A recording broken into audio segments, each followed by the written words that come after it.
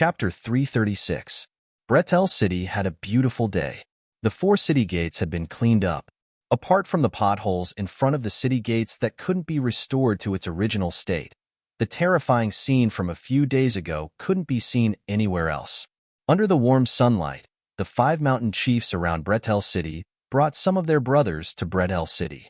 The earth-shaking rumbles from a few days ago had spread for dozens of miles. The mountain chiefs could imagine the ferocity of the battle just by looking at the marks in front of the city gates. Thanks to the information Dick, who was also a mountain man, had conveyed to them what had happened a few days ago. They were all in awe of the new young city lord of Bretel City. Fulkin of Mount Tali had long since witnessed Han Shua's strength. He'd expressed goodwill to Han Shua before the battle had even started. Otherwise, Falk wouldn't have been able to transport the siege equipment so easily back then. The other 4 mountain chiefs were also well behaved. Under Dick's guidance, they arrived at the city lord's mansion. Along the way, the new appearance of Bretel City had left a deep impression on them. The imposing magic crystal cannons, war chariots, and other equipment seemed a bit more ferocious after experiencing the smoke of the battlefield. The soldiers that greeted them along the way were still the soldiers of Bretel City. However, the aura of these soldiers made them feel a bit unfamiliar. After surviving the cruelty of the battlefield, these soldiers were no longer cowardly. Their shining armor shone brilliantly, and their expressions were calm and reserved. There was a faint murderous aura emanating from them.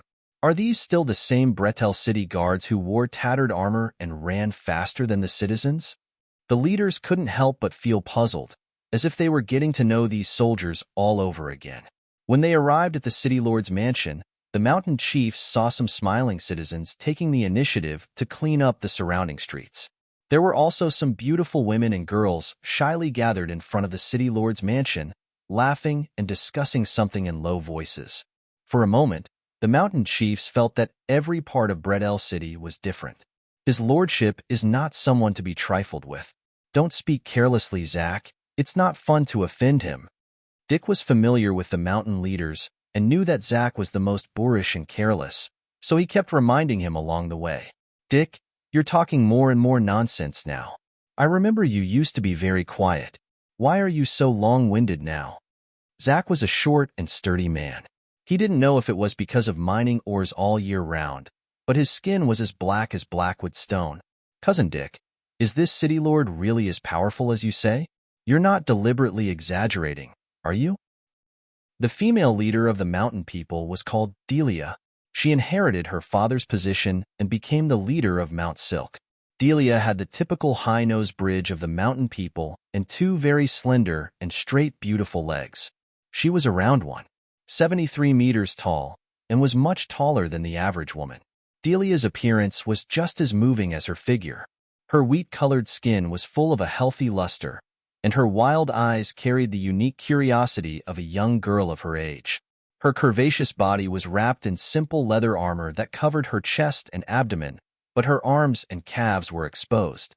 There was also a valuable dagger stabbed into her left knee, making her look quite tasteful.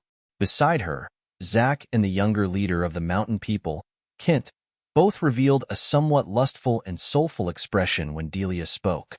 It seemed that they were very interested in this Delia. In Bretel City, where there weren't many beautiful women, Delia had become the focus of many men. However, Delia herself was a senior swordsman, and she also held the mining rights of Mount Silk. Not everyone had the qualifications to hunt her.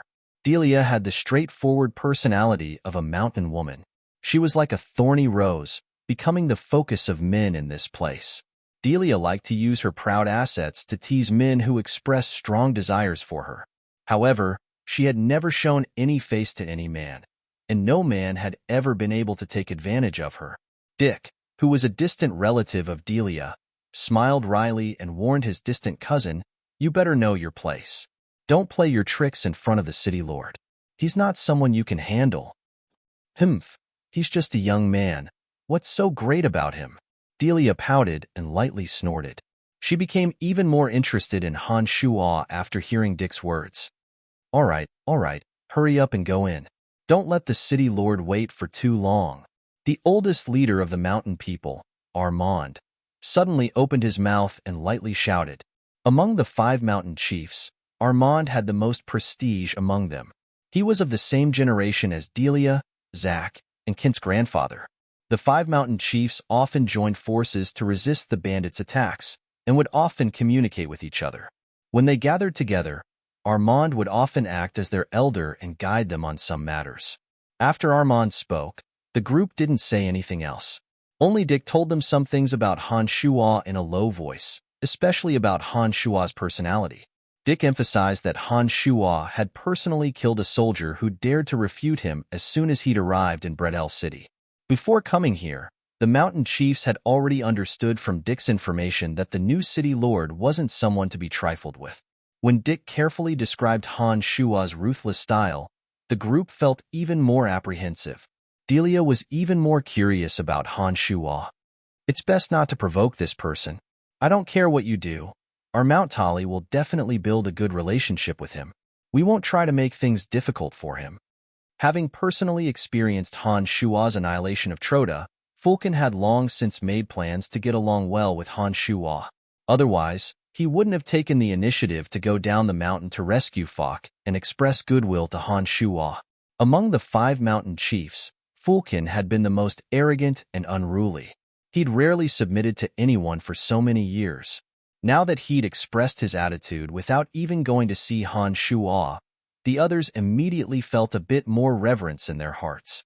After a while, Dick led the 5 mountain chiefs through the wide stone steps and finally arrived at the banquet location in the city lord's mansion. The servants he'd recruited last time to cook had all been left behind by Han Shuo in the city lord's mansion. Dorcas, Fok, Chester, Jack, and the others had already arrived in advance, waiting for the arrival of the 5 mountain chiefs. Let me introduce my 5 compatriots to everyone. They are the chiefs of the 5 mines around Brettel City. Dick pointed at the 5 mountain chiefs as soon as he arrived, introducing them to Dorcas and the others. By the time Dick finished introducing both sides, Fulkin, who'd helped Fok fend off the bandits last time, was already laughing heartily as he welcomed Fok. He gave Fok a very heroic hug and said loudly, "Brave brother Fok, I've heard of your miraculous performance even on Mount Tali."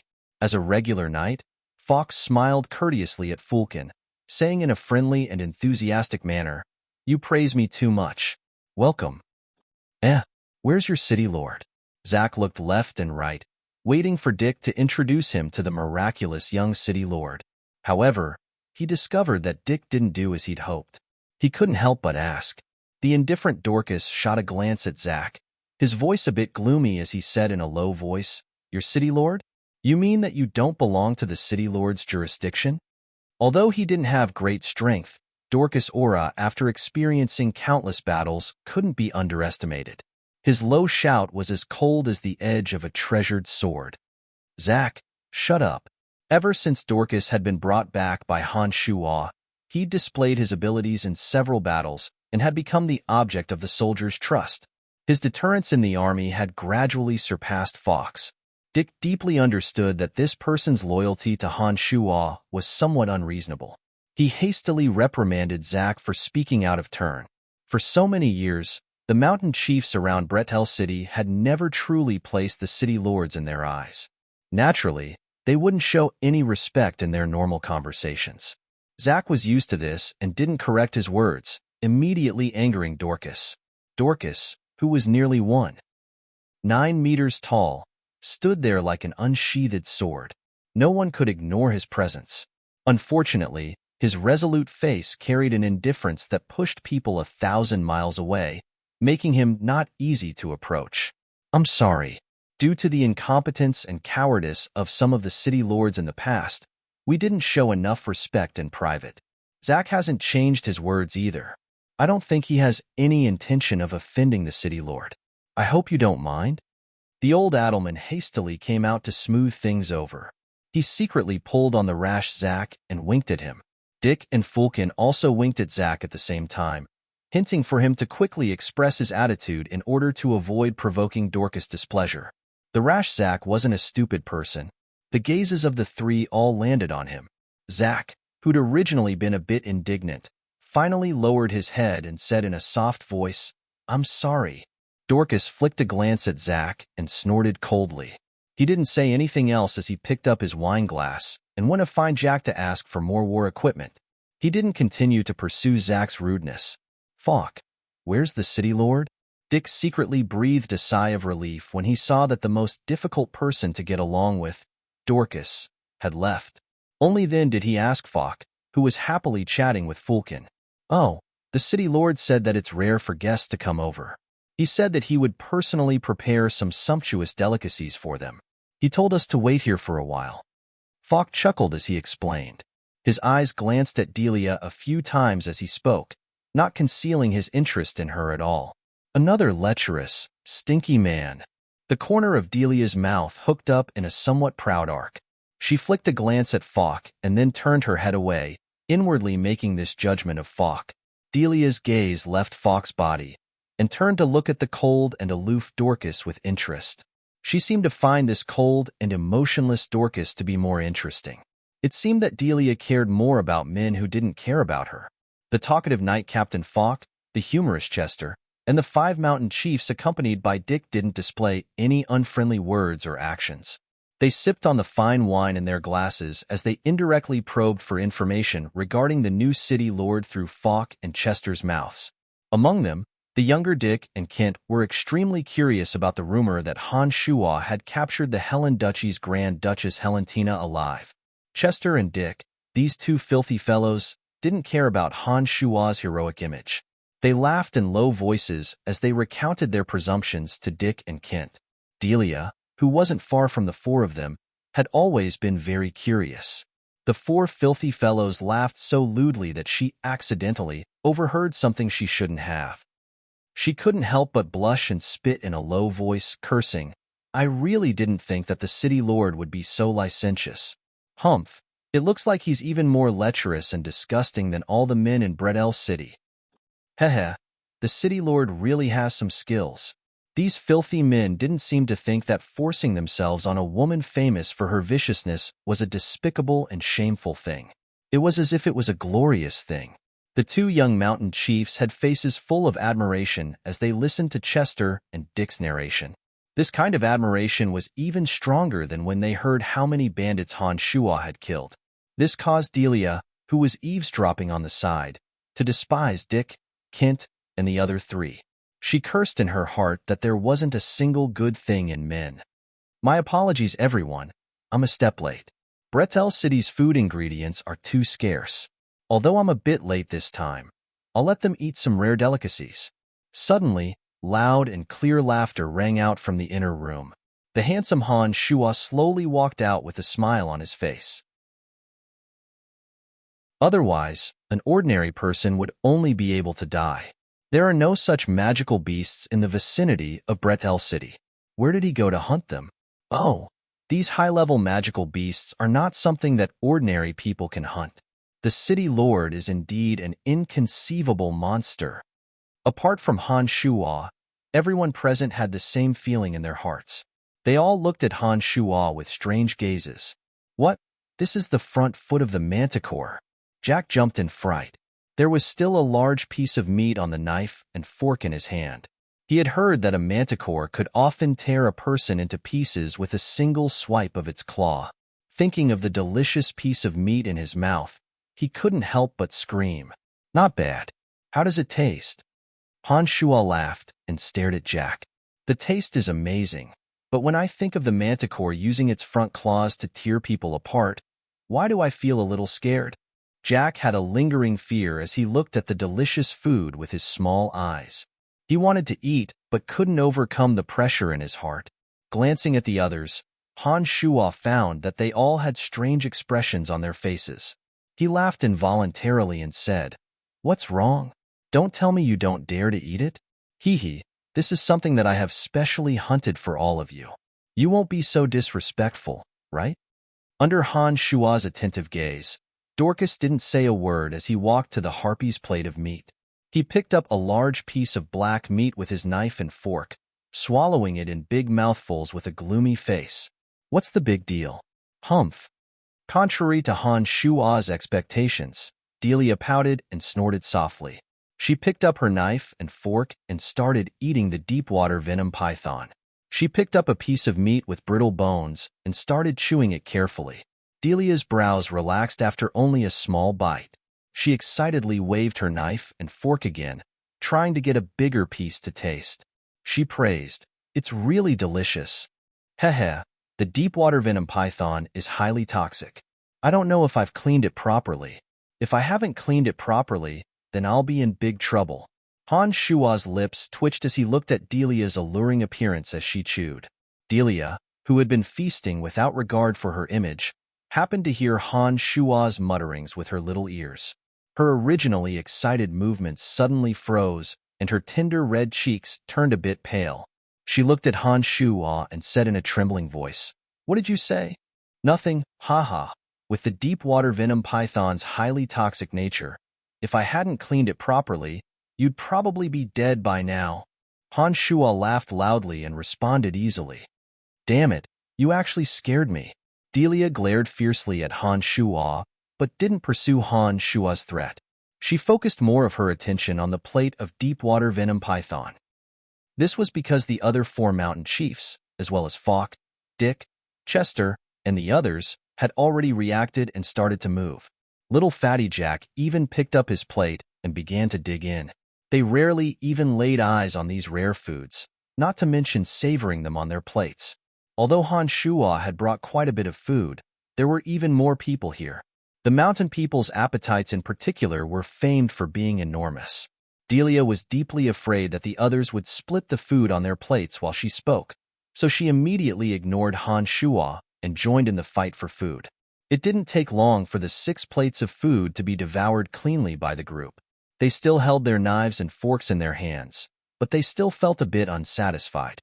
On one hand, the taste of the food was truly wonderful, and on the other hand, the ingredients were so rare that they gave people an even greater sense of wonder.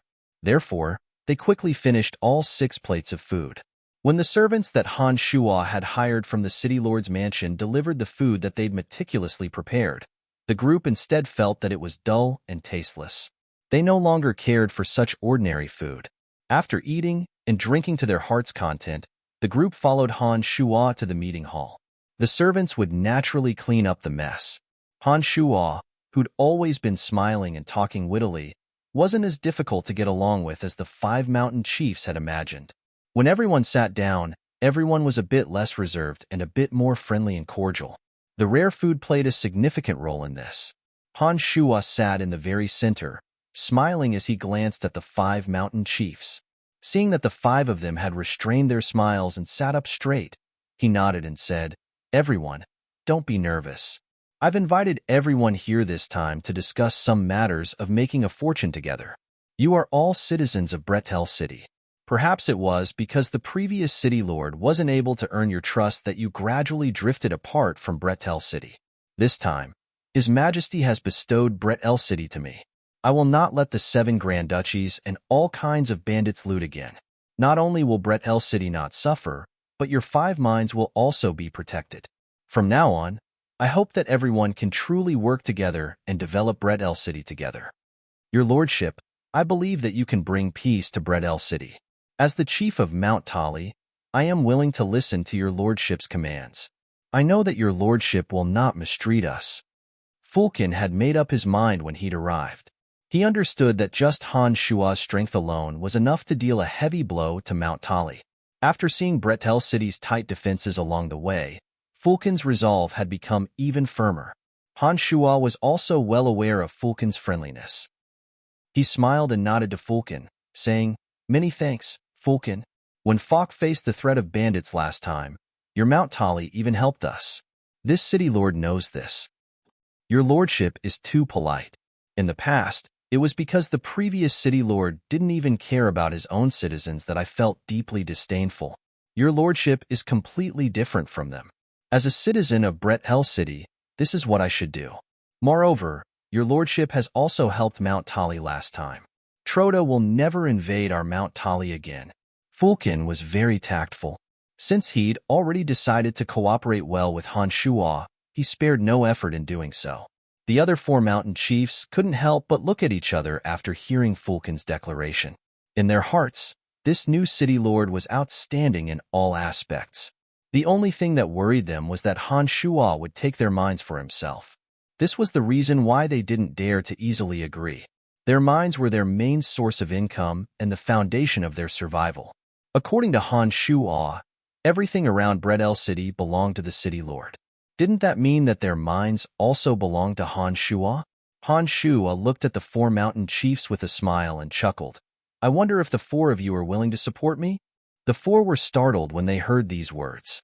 The other three young mountain chiefs didn't say anything, all focusing their gazes on the oldest, Ardman.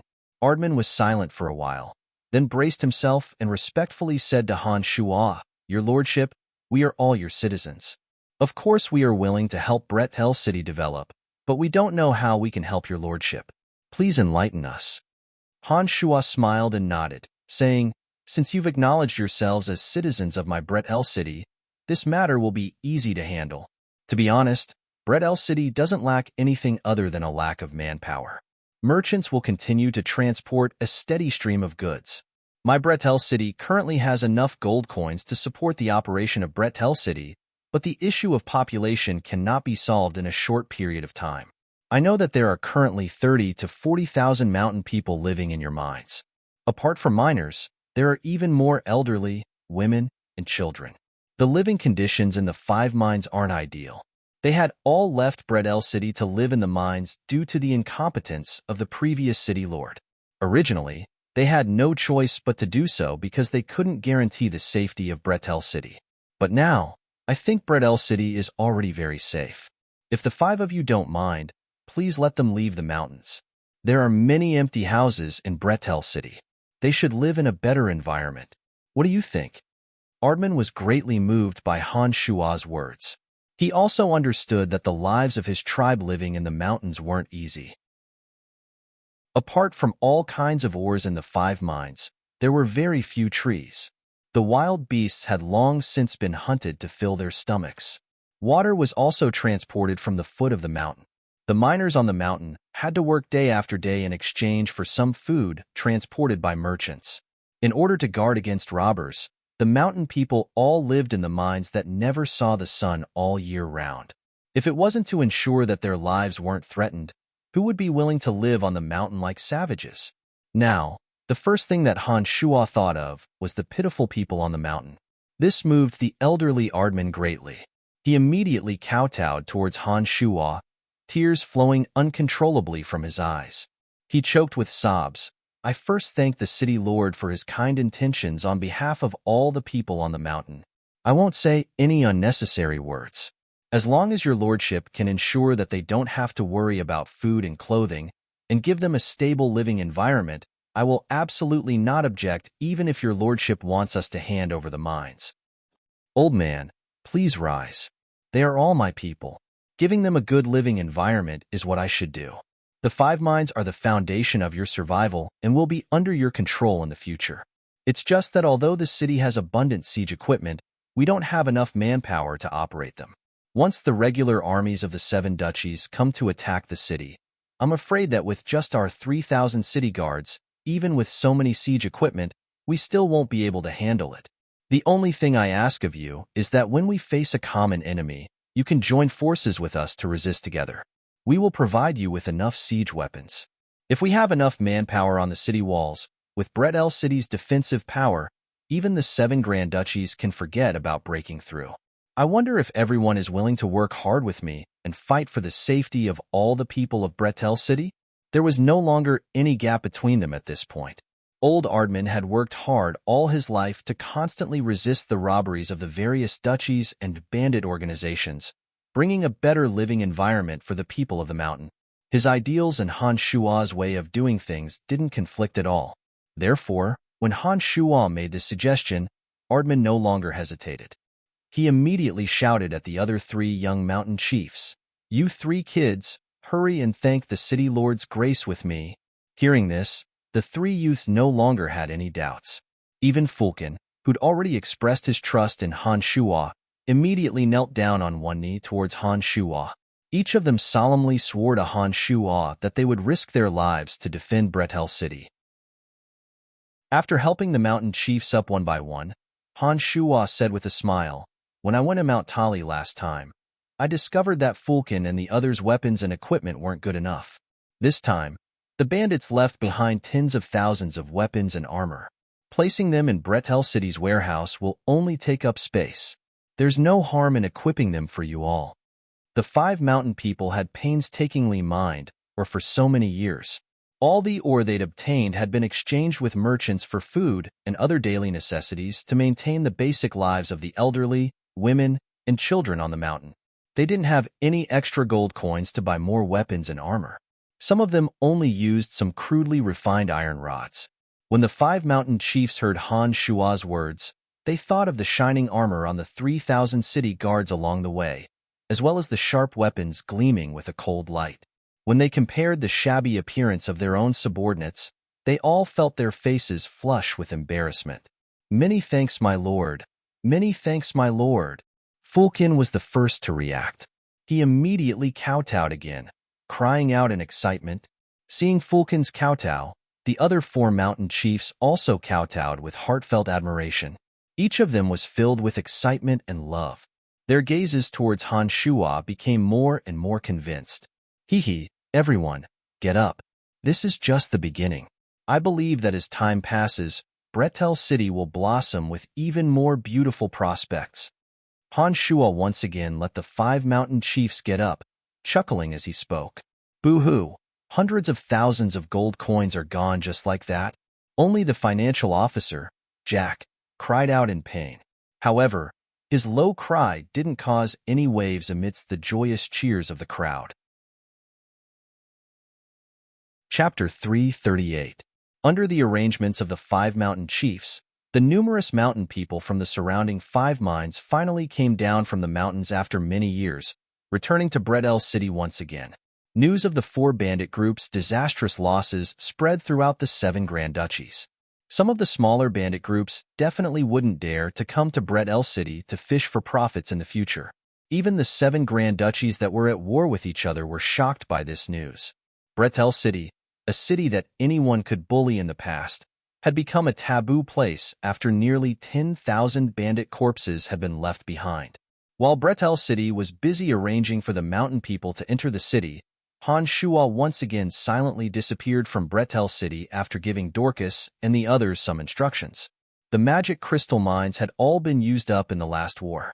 They weren't as easy to purchase as the goblin bombs used by the war chariots. This kind of rare or had been monopolized by the various empires and was used as the main material for magic matrices. In this regard, Han Shuo ordered the departed Fabian to help him purchase them, while he himself began to think of ways to acquire magic crystal mines. The magic crystal mine in the underground world that Han Shuo had heard of last time in the Dark Forest became the first target he thought of. After Bretel City had temporarily calmed down, Han Shuo once again went to the Dark Forest alone. Han Shuo made a beeline for the entrance to the underground world in the Dark Forest. It didn't take him long to arrive at the entrance. Han Shuo wasn't in a hurry to enter immediately after arriving. Instead, he released a Een demon to circle around a 10-mile radius. The Een demon covered an area of 10 miles, but Han Shuo didn't find any traces of the Redbud Knights. This meant that the Redbud Knights had either given up on exploring the underground world or had already entered it. Without much hesitation, Han Shuo didn't inform the forest troll this time. He entered the underground world alone. After passing through a large stretch of dark tunnels, Han Shuo gradually went deeper into the underground world. Han Shuo, whose strength had greatly improved, flew all the way down and spent more than an hour to truly enter the underground world. Not much had changed from the last time he had left. The underground world was divided into several layers. The lizardmen lived on the topmost layer where Han Shuo lived, while the dark dragon Gilbert lived in the Black Dragon City. The underground world had a clear hierarchy. The races that resided at the top were the weakest, and the lower they went, the more powerful races there were. Legend had it that there were some powerful creatures that even the gods had a headache living at the bottom of the underground world. Han Shuo didn't touch the Batman who first spoke in the common tongue of the continent. When this Batman saw that his companions were slaughtered by Han Shuo without any ability to resist, His small red eyes that were as red as mung beans repeatedly flashed with a glint of fear. He hurriedly turned around and tried to leave Han Shuo, this evil star. Where do you think you're going? Han Shuo let out a soft shout and suddenly activated his mental strength. The soul tremor, spell that he had recently practiced, immediately surged towards that Batman. This Batman, who was flapping his wings in an attempt to get away from Han Shuo as quickly as possible, crashed into the ground like a plane that ran out of fuel, causing him to see stars and become dizzy. When this Batman finally came to his senses, he suddenly saw a human face with an evil smile in front of him. This Batman, whose individual strength wasn't outstanding, looked around with his bean-like eyes and immediately realized that there was no other Batman around him. His wings trembled as he screamed in the common tongue of the continent, "Powerful human mage, please forgive the offense of this lowly and weak Batman. Please forgive me. You speak the human language pretty well, or else you would already be dead."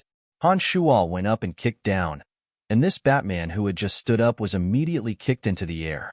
The chuckling Han Shuo didn't wait for this Batman to land on the ground before he appeared in front of him again. He kicked the Batman as if he was kicking a ball, causing the Batman to suffer unbearable pain. "All right, now I forgive you for your offense." Seeing that the Batman's bones were about to fall apart, Han Shuo finally stopped his abuse. He asked with a smile, "Now, I'll ask you a question, and you'll answer it accordingly. If you don't answer well, I don't mind dismantling your fragile skeleton." The most direct way to deal with these Batmen was to show your savagery and strength. This evil race that bullied the weak and feared the strong would bite the weak at all costs, but would be as docile and obedient as a dog in front of the strong. Han Shuo's actions immediately made this Batman give up on the idea of running away and lying. He hurriedly screamed in a sharp voice, "Great human mage, you will definitely get satisfactory information. We Batmen know everything that has happened in the underground world like the back of our hands." "Very good." Nodding his head, Han Shuo smiled and asked, "Have there been large numbers of humans entering the underground world recently? If so, where are the lizardmen living? I heard that the lizardmen recently discovered a magic crystal mine. Do you know the location of the mine?" The frightened Batman immediately replied after hearing Han Shuo's question, "So you are also a treasure hunter. The lizardmen have indeed discovered a magic crystal mine. Several groups of humans have entered the underground world recently, and the largest group seems to be a knight regiment. Their goal is the lizardmen's magic crystal mine. Are you with them?" "Less nonsense. I'll ask and you'll answer." Han Shuo was overjoyed. The Redbud Knights had indeed entered the underground world ahead of time. This might have something to do with the threat of the Golden Dragon. Otherwise, Kelt wouldn't have been in such a hurry. Yes, Sir Mage, please ask." The Batman was startled and hastily agreed. "Apart from that group of knights, are there any other humans? Also, where are the locations of the magic crystal mine and the lizardmen? Has anything big happened recently?" Han Shuo asked again. "Apart from that group of knights, there have been several other groups of humans who have entered the underground world. However, there weren't many of them, and they were too mixed up. We, the Batman, don't know the specifics. Only the lizardmen know where the magic crystal mine is. I only know where the lizardmen live." "Really?" the Batman hastily replied. Staring sharply at the Batman for a while, Han Shuo realized that this was all the Batman knew. He then casually asked a few other questions. This Batman's information was indeed limited. After a while, Han Shuo directly said, "All right, bring me to the lizardmen's area and I'll spare your life." Under Han Shuo's threat, the Batman had no other way to go. He obediently led Han Shuo through the winding and complicated paths, heading straight for the lizardmen's area. It had to be said that the roads in the underground world were truly full of twists and turns. Even with Han Shuo's amazing memory, he still felt dizzy along the way. If it wasn't for this underground Batman leading the way, Han Shuo likely wouldn't have been able to find the lizardmen. After more than an hour, the Batman finally stopped in a valley-like area after passing through who knew how many winding caves and ravines. He pointed at the densely packed caves in front of him and said to Han Shuo, "That area is where the lizardmen live. The lizardmen love caves even more than we do. The large and small caves you see are the lizardmen's houses. The underground world's lizardmen all live in this place? Han Shuo saw the Batman's small eyes twinkle and asked again suspiciously, Great Lord Mage, this is the place where the lizardmen gather the most. The number of lizardmen in the underground world is beyond your imagination. There are tens of thousands of lizardmen living in the underground world. Don't tell me you want me to take you to every place? When the Batman saw Han Shuo squinting at him, he couldn't help but shiver and hurriedly shout. Originally, Han Shuo had this intention, but a demon circling around suddenly discovered the traces of a sneaky human. Looking at this human's attire, Han Shuo, who felt that this human's attire was somewhat familiar, immediately bypassed the frightened Batman and said as if he were shooing away a fly, Scram, there's nothing for you to do anymore. When the Batman heard Han Shuo's words, he felt as if he had been granted amnesty. However, his movements were a bit stiff and his small eyes were still tightly staring at Han Shuo. He carefully flapped his wings and slowly flew backwards. When Han Shuo saw his strange movements, he asked in surprise, I already told you to scram, why aren't you leaving? Contrary to Han Shuo's expectations, the Batman looked pitifully at Han Shuo and answered fearfully, I'm afraid you'll kill me to silence me. The underground world knows that you humans don't keep your promises. Han Shuo was stunned and then said unhappily, You have no value to me at all. If I don't get any benefits from killing you, I won't waste my mental strength. Only when he said this did the Batman truly let out a sigh of relief. He didn't dare continue to stay by Han Shuo's side and hurriedly flapped his wings, fleeing as far as he could. The figure dressed as a human was bent over behind the rock. Looking at his attire and hood, Han Shuo was certain that this person was from the Dark Mantle. This was because members of the Dark Mantle were used to wearing loose clothing that covered their faces when carrying out missions. After the Batman left, Han Shuo flew out and shot like a sharp arrow to the side of his comrade who was lying behind a gray rock, seemingly one with the rock. Han Shuo's silent arrival didn't arouse the slightest bit of this person's attention. When Han Shuo's large hand slapped the comrade's body, he hastily jumped up from his hiding position like a bird startled by the mere twang of a bowstring. He quickly chanted and cast 2 fireballs fiercely at Han Shuo. This comrade, who had used a hood to cover her head and face, revealed her identity as a woman as soon as she chanted. Only her eyes that were exposed were filled with shock. When the fireballs flew out, she suddenly cried out in surprise, Brian? With a wave of her hand, an unremarkable purple light flashed past and the 2 fireballs flying towards Han Shuo turned into sparks that scattered everywhere. Han Shuo was a bit surprised as he sized up the masked female fire mage and asked in surprise, You know me? She pulled off the hood that covered her entire face, revealing a familiar young face. It was the fire journeyman mage Chrissy that he'd met last time at the Dark Mantle headquarters.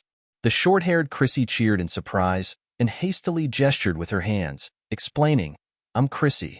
We met last time at the Dark Mantle headquarters. Don't tell me you've forgotten? With Han Shuo's memory, he wouldn't forget anyone he'd seen even once.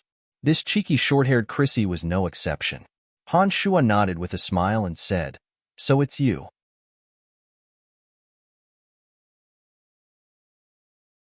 Chapter 339. From Crazy's words, Han Shuo knew that the Redbud Knights had indeed come to the underground world. Kelt had even launched an attack on the Lizardmen. The Lizardmen's fighting strength naturally couldn't withstand the Redbud Knights' attacks. However, the magic crystal mine guarded by the Lizardmen contained a strange, enormous creature. Kelt and the Redbud Knights had entered the magic crystal mine guarded by the Lizardmen with him. They seemed to have experienced a fierce battle inside. There was a strange creature inside the mine that had suddenly become extremely frightening. Even the Redbud Knights, one of the top 10 knight orders on the continent, hadn't been able to escape unscathed. After 2 or 3 fruitless attempts, the Redbud Knights had temporarily ceased all activities. No one knew where they had hidden themselves in the underground world. At present, the Dark Mantle didn't know the whereabouts of the Redbud Knights. They only focused their attention on the Lizardmen's residential area, observing every movement here. Brian, how did you come to the underground world? Are you also participating in this mission? Crazy excitedly asked Han Shuo after explaining the current situation to Han Shuo. Shaking his head with a smile, Han Shuo explained, I just happened to pass through the dark forest. I even fought with Celt of the Redbud Knights a while ago. I'm here for the leader of the Redbud Knights. Celt, who'd even killed the Green Dragon, must hate Han Shuo to the bone. Not to mention that he'd had one of his ears cut off by Han Shuo. There was no way he wouldn't seek revenge. For Han Shuo, Celt, who controlled the Redbud Knights, was a huge threat. Not only was his strength extraordinary, but he was also an important figure in a country. Once Celt learned of Han Shuo's identity, he would bring Han Shuo great trouble sooner or later. Therefore, Han Shuo had come to the Dark Forest from Brettel City to see if he could obtain some magic crystal ores. On the other hand, he hoped to cut the weeds and eliminate the roots of Celt.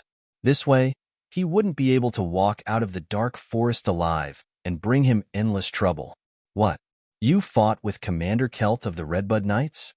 Crazy suddenly cried out and looked at Han Shuo with some disbelief. She suddenly asked, I heard that Celt's green dragon was killed by someone, and even one of his ears was cut off. That person wouldn't be you, would it? Crazy's eyes sparkled with a strange light as she stared fixedly at Han Shuo. She seemed to have guessed something. Han Shuo hadn't thought that this news would spread so quickly. He was a bit surprised by Crazy's question. At this time, Han Shuo and Crazy had arrived at a place with many red plants that looked like giant banana leaves. This should be the Dark Mantle temporary meeting point for this mission. Before Han Shuo could answer Crazy's question, a low voice sounded from the depths of the forest. Who is it? Chrissy was abruptly roused from her curiosity by this voice. She hastily shouted back, Third Star Envoy Chrissy, is that Wallace? So it's Crazy, you've returned. Come here quickly. The voice was no longer as nervous as before. A light laugh came from the distance, and a young face appeared from under the red banana leaves. The youth called Wallace raised his head and saw Han Shuo. He immediately said with some displeasure, Why is it you? What are you doing here? Cecilia had tried to use the forest troll to obstruct Castle's pursuit in the area where the forest troll lived, but had been rudely stopped by Han Shuo in the end. The Dark Mantle members who had gone on the mission with Cecilia had expressed strong resentment towards Han Shuo. This youth called Wallace was likely one of the masked men, so he was a bit displeased when he saw Han Shuo appear. Crazy, who had brought Han Shuo here, thought that he didn't know Han Shuo's background when she saw Wallace's expression. She hastily explained, Wallace, what are you doing? Brian is one of us. Haven't you heard of his name? Humph. I don't think he's one of us when he pulls us back at a critical moment. Wallace was quite loyal to Cecilia and snorted coldly in response. Crazy, take me to see Emily. Han Shuo didn't pay too much attention to the indignant Wallace and only spoke to Crazy beside him. Sorry, we don't welcome people like you here. The youth called Wallace suddenly stood up from under the red banana leaves and blocked Han Shuo's path with a cold expression. Han Shuo flicked a glance at Wallace and walked towards him, completely ignoring Wallace's attempts to stop him. When he arrived in front of Wallace and saw that he had no intention of moving out of the way, Han Shuo slowly extended his left hand and placed it on Wallace's body. A strong force surged into Wallace's body.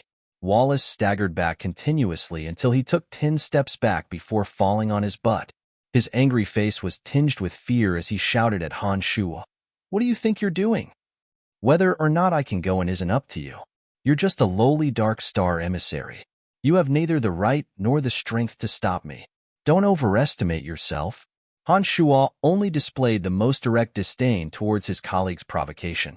He turned back to look at Crazy, who was about to smooth things over, and said with a smile, Let's go, we're going to see Emily. Crazy was stunned by Han Shuo's display of strength. Her mind spun as she suddenly cried out, It must be you, the mysterious person who killed Celt's green dragon and cut off one of his ears. It must be you. Wallace had been about to stand up and challenge Han Shuo again when he heard these words, but his face suddenly turned as white as a sheet of paper. His knees buckled as he was about to stand up straight, and he fell back to the ground in fright. Chuckling softly, Han Shuo flicked a disdainful glance at Wallace and urged Crazy, Let's not talk about this. I need to see Emily for something urgent. Han Shua's lack of denial was basically a tacit admission. Crazy's gaze towards Han Shua was full of worship as she excitedly ran over to Han Shua. When she passed by Wallace, who was sitting on the ground, Crazy said with some embarrassment, "Sorry, Wallace. You don't have anything else to do, so I'll be going first." With that, Crazy no longer looked at the pale Wallace and skipped over to Han Shua's side. She said enthusiastically, "Let's go. I'll take you to see Madame Emily immediately." "Right, Brian? How did you cut off Kelt's ear? That's just too cool." Along the way, Han Shua discovered that the Dark Mantle had indeed chosen a very smart location.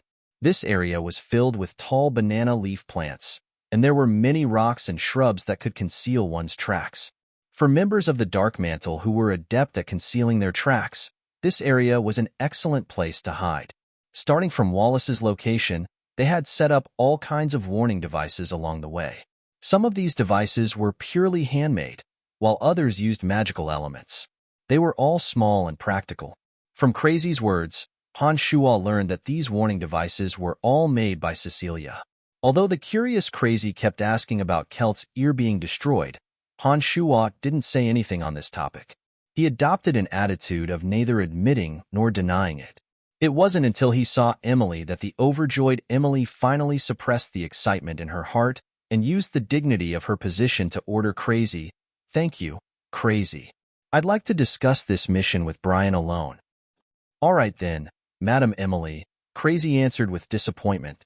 Before she left, she looked at Han Shua and said, "Remember to tell me the details next time. I really want to know the details of that matter." "No problem. I'll tell you next time." "Thank you, Crazy." Han Shua responded with a friendly smile before following Emily towards a cave. Apart from the lush red leafy banana leafy plants in this area, there were also a few caves of various sizes. It looked like Emily was temporarily living in one of these caves. However, perhaps because she didn't want others to see her, Emily avoided the caves where sounds could be heard and walked towards a more remote corner. "You bastard, you've started seducing other girls again. Besides me, you also have Phoebe. Aren't the two of us enough for you to bully?" Emily immediately pinched Han Shua and cursed Han Shua in a low voice when she saw that there was no one else around. Han Shua felt greatly wronged and cried out in pain with a wry smile. When he saw that Emily had let go of his hand with a pained heart, he explained, "It's not what you think at all. I just happened to meet her on the road and had her bring me here to find you." "Humph." Emily looked at Han Shua with a bit of distrust and asked, "Then what did she say? What details does she want to ask you in detail? Hurry up and tell me honestly." She wants to ask me how I killed Kelt's green dragon and cut off his ear." Han Shua answered honestly. "What? You did it?" Emily was shocked and looked at Han Shua incredulously. Nodding, Han Shua didn't hide anything in front of Emily and said, "It was indeed me." Chapter 340. No wonder. 3 of our members have been captured and killed by Kelt recently. He must have found out from Castle that you were the one who saved us last time. Kelt should have known your identity by now. The traitor of the Druids, Castle, had been suddenly blocked by Han Shua when he was chasing after Cecilia and the others. After returning to the Redbud Knights, Castle must have recounted the situation to Kelt. Many members of the Dark Mantle had seen Han Shua last time. The 3 captured members must have spilled the truth under Kelt's torture. If that's the case, then I have to take advantage of this opportunity to kill Kelt. I can guarantee that he hasn't recovered from his injuries yet. Now is the best time to act. Han Shua had made up his mind to cut the weeds and eliminate the roots. He said to Emily in a callous tone, "That's right, Kelt has indeed not recovered from his injuries. But because of this, the defenses around him are even tighter and more careful. The Redbud Knights are one of the top 10 knight orders on the continent. Kelt and Castle aren't the only 2 powerhouses in their ranks. I heard that there's also a Fire Grand Magus Marceau. That old woman is also a powerful character and won't be easy to deal with." Emily was afraid that Han Shua would lower his guard and hastily revealed the Redbud Knight's trump card to Han Shua. Grinning disdainfully, Han Shua said, "That Fire Grand Magus is also dead." She won't be a threat anymore. Don't worry. Emily was once again shocked when she heard this. She stared dumbly at Han Shua, who was brimming with confidence, and probed, "Could it be that you killed him again?" Nodding, Han Shua said, "It's still me, Emily." Picking up Emily, Han Shua giggled and whispered, "I haven't seen you in a long time. I really miss you. You brought me to this remote corner. Do you want me to, heh?" Han Shua's large hands started getting naughty when he hugged Emily.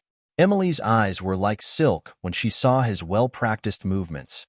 She lightly panted and said in a low, enchanting voice, "I'm only planning to discuss business with you in peace. Don't get the wrong idea." "I already got the wrong idea," Han Shua shouted in a low voice. He picked up Emily and dashed into the depths of the cave. Soon, stifled groans could be heard from inside. After a long time, the two of them walked out of the cave. Their clothes were still somewhat disheveled. Emily's eyes were watery, and she looked as if she had just been moisturized. Her soft body gently leaned against Han Shua's body. She was a little worried as she spoke. "Cecilia is in charge of this mission. She seems to have a bit of a problem with you. What should we do?" "It's fine. I don't have any conflict with your mission, and I don't plan on taking credit from her. I just want to kill Kelt and see if I can get some magic crystal ores." Han Shua didn't care about Cecilia's impression of him. Han Shua was curious about how this strange creature was able to defeat Kelt, who had a full set of divine weapons and equipment. After passing through the densely packed cave area where the lizard men lived, Han Shua was like a lithe, flying insect flying over the lush ground. With his powerful consciousness and the Een demon spying on his surroundings, Han Shua didn't attract the attention of any of the lizard men guarding the mine. He flew all the way to the innermost area, stopping only when he arrived at a reddish-brown mountain. The underground world wasn't completely devoid of light all year round. The rock walls thousands of meters above his head were covered with all kinds of glowing plants. Therefore, the underground world was always shrouded in a soft, dusky light. The reddish-brown mountain was 200 to 300 meters tall. Apart from the reddish-brown rocks, there were no other plants or animals. At first glance, the bald mountain looked like an upside-down gourd. It was wide at the top and sharp at the bottom. It made people worry if the sharp bottom could withstand the weight of two tall and wide gourd-shaped rocks. On the surface of this gourd-shaped bald mountain, there were also many large and small caves. The dark caves were so deep that the bottom could not be seen. No one knew where they led to. Several lizard men also had reddish-brown skin. They held weapons as they cautiously stood guard at the cave entrances. It was unknown if they were guarding against another invasion by the Redbud Knights. There were many messy footprints around the mountain. The ground was uneven, and some shrubs were scattered with leaves, as if they had been cut by a sharp weapon. Just from the external scene, Han Shua understood that a battle had occurred here. After observing for a while, Han Shua thought of a way to enter the magic crystal mine. In the end, he summoned the Earth Elite Zombie and had it explore the depths of the mountain.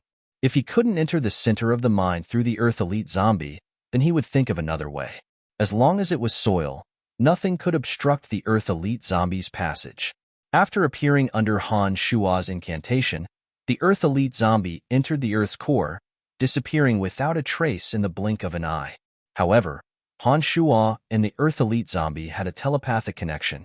He knew that the Earth Elite Zombie was following Han Shua's instructions and slowly moving towards the ore. However, before the Earth Elite Zombie could approach the area, an earth-shattering howl suddenly sounded from within the magic crystal mine. It was as if an enormous creature had been awakened from its slumber. A strange energy that could penetrate the earth suddenly rushed towards the Earth Elite Zombie from within the mountain. Han Shua's consciousness immediately sensed the extremely powerful aura within the mountain. His brain quickly weighed and compared it, immediately determining that this was a powerful existence comparable to the Lord of the Flames. Without another word, Han Shua hastily ordered the Earth Elite Zombie to retreat. The Earth Elite Zombie had yet to approach the mountain, but it quickly returned to Han Shua's feet like a nimble little loach. It didn't wait for the aura to approach him before leaping out of the ground and arriving at Han Shua's side. Han Shuo waved the skeletal staff in his left hand, and a cloud of black mist enveloped the Earth Elite zombie that had emerged from the ground. He pulled the staff in his hand and brought up a slight breeze. As the breeze blew, the black mist that enveloped the Earth Elite zombie gradually dispersed, and the Earth Elite zombie disappeared from within the black mist. The strange energy that had reached the bottom of Han Shuo's feet suddenly lost its target and actually returned to the center of the mountain. After an earth-shattering howl sounded, over 100 lizardmen poured out of the caves on the mountain. They raised their weapons and began to cautiously prepare for an attack that could come at any time. No wonder Kelt returned in failure time and time again. With such a powerful creature overseeing the magic crystal mine, Kelt must have had a headache. Han Shuo muttered to himself in a low voice. He slowly retreated deeper into the darkness, observing the lizardmen from afar as if they were facing a great enemy. He knew that with the help of that strange creature, they had already received a message that someone was coming. With such a powerful creature entrenched in the inverted gourd mountain, it would be difficult for Han Shuo to enter the mine without making a sound. This creature's senses were so frightening that it could even detect the Earth Elite zombie from underground. Han Shuo didn't dare guarantee that he would be able to enter the mine if he concealed his presence. Han Shuo naturally wasn't willing to do something he wasn't certain of. Not to mention that strange and powerful creature, just the hundreds of lizardmen that were continuously appearing from within the mine wasn't something that could be dealt with in a short amount of time. After a moment's hesitation, Han Shuo temporarily dispelled the idea of sneaking in and investigating. He was prepared to wait for the next arrival of the Redbud Knights, then borrow the power of Kelt's group to see what was going on. Whether it was Kelt or the other humans, as long as their ultimate goal was the magic crystal mine, they would definitely appear again. Han Shuo had grasped this point, so he wasn't in a hurry to leave. Instead, he temporarily stayed under a rock, quietly cultivating while waiting for the others to arrive. Once one reached the separate demon realm, it became increasingly difficult to progress. However, each breakthrough would increase one's strength by 10 to 100 times. Back then, Chu Kanglin had only been at the peak of the Nine Changes realm, but he could already roam the moon. To be able to reach this realm was already comparable to a god in this world. As long as Han Shuo broke through the separate demon realm and reached the carnal realm, then he would be able to enter the Nine Changes realm. It was a pity that from the separate demon realm onwards, there seemed to be many hurdles within the same realm. If a demonic practitioner didn't have a fortuitous encounter along the way, they would have to go through a long period of bitter cultivation in order to advance one step further. From Chu Kanglin's memories, Han Shuo knew that it would take at least 100 years to reach the carnal realm from the separate demon realm without a fortuitous encounter. From the carnal realm to the Nine Changes realm, 500 years might not even be enough. No one could say for sure if one would suffer a cultivation deviation along the way. As for how to advance from the carnal realm to the omen realm, even Chu Kanglin didn't have a clue. Otherwise, he wouldn't have seized Han Shuo and fought the three powerhouses on the moon in order to break through. 100 years is a bit too long. It looks like I'll have to find another way. Han Shuo muttered to himself. He began to take note of some of the so-called fortuitous encounters in Chu Kanglin's memories. He was prepared to start in this direction when he had the time. The so-called fortuitous encounters were nothing more than cultivating in a place of heaven and earth suitable for demonic practitioners. They could also use the enormous amount of yin qi and demonic qi to cultivate. They could also devour some truly wondrous treasure that could only be born after millions and millions of years. They could also use the power of living beings to cultivate demonic equipment, and then use the power of demonic equipment to nourish the demonic infant. They could also devour all the power of demonic practitioners of the same kind. Sitting cross-legged behind the rock, Han Shuo was pondering the possibility of these fortuitous encounters. At the same time, he was thinking about another matter, and that was the possibility of cultivating magic and demonic arts at the same time. Unknowingly, a few days had passed. On this day, Han Shuo's mind suddenly lit up. He suddenly had an idea. Last time, when he was dealing with Kas, who possessed the divine weapon Revelation, had completely destroyed many of Han Shuo's necromancy spells. The undead creatures he summoned, including the acid bog, were all purified and dissipated under the illumination of the holy light. For a necromancer like Han Shuo, this was a fatal blow. If it wasn't for Han Shuo cultivating demonic arts and using a mysterious method to create 5 miraculous undead creatures, it was very likely that Han Shuo would have lost when facing the attacks of the Templar Knights and Kos.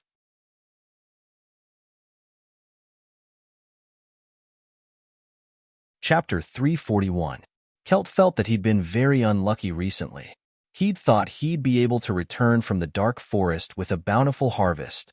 Who would have thought he'd run into so many bad things? He'd been targeted by the Dark Mantle organization of the Lancelot Empire as soon as he'd arrived in the Dark Forest. Dark Mantle members had been following him like flies, annoying him to no end. He'd finally taken down the Golden Dragon's lair with great difficulty, but he hadn't expected to provoke the pursuit of a mysterious expert. Not only had his mount been killed, but even one of his ears had been left behind. Even the Fire Grand Magus Marceau, whom he'd gone to great lengths to invite, had mysteriously disappeared without a trace. Marceau's 2 students had been bothering him all day long. It was truly irritating. Kelt had thought he could easily kill the creature with the number of experts in the Redbud Knights when he'd finally arrived in the underground world. However, he'd once again encountered a fierce blow. The Redbud Knights had suffered heavy losses in 3 consecutive attacks. They'd lost more than 300 men, but they still hadn't been able to occupy the magic crystal mine. In the end, the incompetent Kelt had no choice but to cooperate with the evil Dark Elves. Kelt, who was proud and arrogant, had been feeling very sullen recently. He planned to vent his frustrations by taking over the magic crystal mine and torturing the lizard men who dared to obstruct him. "Mr. Kelt, we Dark Elves are willing to cooperate with you this time. I hope you'll treasure this opportunity." An elegant male Dark Elf dressed in luxurious clothing spoke up. His left cheek had intricate tattoos and a sparse beard. He looked a bit strange and evil. This male Dark Elf was dressed like a noble. His expensive clothes were filled with dense dark elements. He held a black magic staff in his left hand as he slowly opened his mouth to speak to the handsome Kelt. Kelt's expression was gloomy.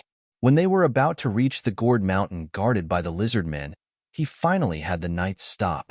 He turned his head to look at the noble male Dark Elf and said in a lukewarm tone, "Honorable Mr. Arlen, you should know that this time we're working together for mutual benefit. I didn't beg you to come along. The magic crystal mine is our goal, but you Dark Elves would be happy to see a greater number of lizard men die. If that strange creature protecting the lizard men doesn't die, it won't be easy for you Dark Elves to occupy the lizardmen's territory. That strange creature is afraid of fire, so I hope you have prepared enough goblin missiles. Otherwise, we can return now." "Don't worry, Mr. Kelt. The wise and far-sighted Dark Elves are the true rulers of this floor. Those cowardly goblins offer us a shocking number of missiles every year. That enormous creature will definitely be blown to pieces by those missiles." Dark Elf Dana was still as flirtatious as ever. She smiled at Kelt seductively, her limpid eyes seductively roaming over Kelt's body. Kelt secretly swallowed the saliva that had suddenly formed in his mouth. This slut was indeed tasteful. However, Kelt naturally wouldn't display the unbridled nature of fighting Dana naked in front of his subordinates. He revealed a sanctimonious smile and nodded. "If that's the case, then I'm relieved. We've already gone in 3 times and have some understanding of that strange creature. That creature doesn't seem to be able to leave the bottom of the gourd mountain. Otherwise, our losses would have been even greater. The magic crystal mine is protected by the lizard men. We don't know if that creature evolved from the lizard men, but it looks like a giant lizard that's 1,000 times larger. It occupies a large area of the gourd mountain. Be careful when you go in. If you really can't hold on, immediately retreat from the gourd mountain. You should be fine." "Then what are we waiting for? Let's kill those damned lizard men." The mustached male Dark Elf leader, Arlen, waved the dark scepter in his hand, indicating that they could begin the attack. Kelt didn't hesitate much after hearing his words. He nodded to the knight captains behind him and took out a bright long sword, but it wasn't the divine weapon, Starry Sky. He and the traitor druid Castle walked towards the upside-down gourd mountain. "So that fellow is afraid of fire. Kelt has finally found some valuable information. Han Shua thought to himself as he used the only demon to eavesdrop. Han Shua wasn't in a hurry to rush towards the gourd mountain guarded by the lizard men. He continued to use the demon to spy on Celt and the others' movements. He hid in the shadows and prepared to take advantage of the chaos to sneak in without a sound. Celt let out a distant whistle as the Redbud Knights and the Dark Elf invaders arrived in front of the gourd mountain. Arlen seemed to be the leader of the Dark Elves this time. Even Dana, the matriarch of one of the Dark Elves who tried to take advantage of Han Shua last time, was obviously led by Arlen. Arlen led a few Dark Elves armed with bows and arrows or staffs as he walked unhurriedly to the gourd mountain. He looked with disdain at the lizard men who'd come out of their caves upon hearing the news. He snorted, not concealing his disdain at all. "You lowly and vulgar lizard men, you have no right to enjoy this fertile land. I'll give you one last chance. As long as you scram from Paperia's territory, we noble Dark Elves will let you go." In the multitude of races in the underground world, every race had their own unique language. However, they still used the common language of the continent when conversing. This was because the human language was concise and capable. Moreover, after so many years of development, human civilization had already become the distant leader of the continent. Whether in terms of practicality or aesthetics, they were far superior to the barbaric lizard men. The few spears thrown at them were all shattered midway by the whooshing sounds of the two young archers behind Arlen. Arlen calmly and coldly looked at the lizard men in the center of the cave. He said with disdain, "Lowly lizard men. Such a rude race that only knows how to use brute force. A race like you is only fit to be kept as livestock by us Dark Elves." Celt wasn't interested in listening to Arlen and the lizard men bicker. As the master of the Redbud Knights, Celt held the title of a marquis in the Brute Empire. He impatiently interrupted Arlen's words and said to the traitor druid, "Castle, we'll familiarize ourselves with the environment inside. Let's open the way first." Castle nodded. He understood that as a traitor druid, since he'd joined the Redbud Knights, he should know when to charge and break through enemy lines for his master. As soon as Celt finished speaking, Castle took the lead and rushed towards the area. He transformed into a giant eagle in midair. The other knights of the Redbud Knights abandoned their horses in the underground world and followed Castle into the gourd mountain cave. Seeing that his subordinates had already launched their attack, Celt said to the displeased Dark Elf Arlen, "Esteemed Mr. Arlen, shouldn't you also make your move? I don't need you to remind me." Arlen didn't have any good feelings towards the humans either. Although he had to admit that humans were more advanced than the Dark Elves in certain aspects, their despicableness and shamelessness were also well known among the major races. In this underground world, humans were even more notorious than the Batmen. "Let's do it." Dana smiled coquettishly as she ordered her subordinates.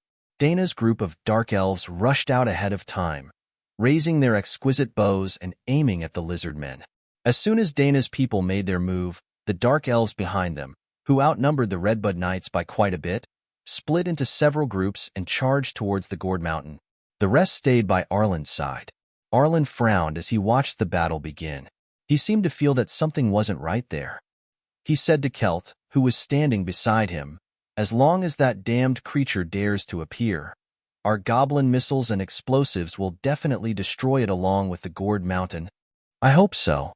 Celt didn't have much to say about Arlen's conceit. Just as Arlen looked down on the lizard men, Celt also looked down on this arrogant Dark Elf. In the human world above ground, both the Dark Elves and the Forest Elves were merely objects of their enslavement. Humans believed themselves to be the wisest of all creatures and treated the Dark Elves as livestock. A noble like Celt might even have one or two young Dark Elven beauties serving him in his mansion. As soon as the Redbud Knights and Dark Elves attacked the gourd mountain, the lizard men with their powerful bodies immediately retreated into the caves.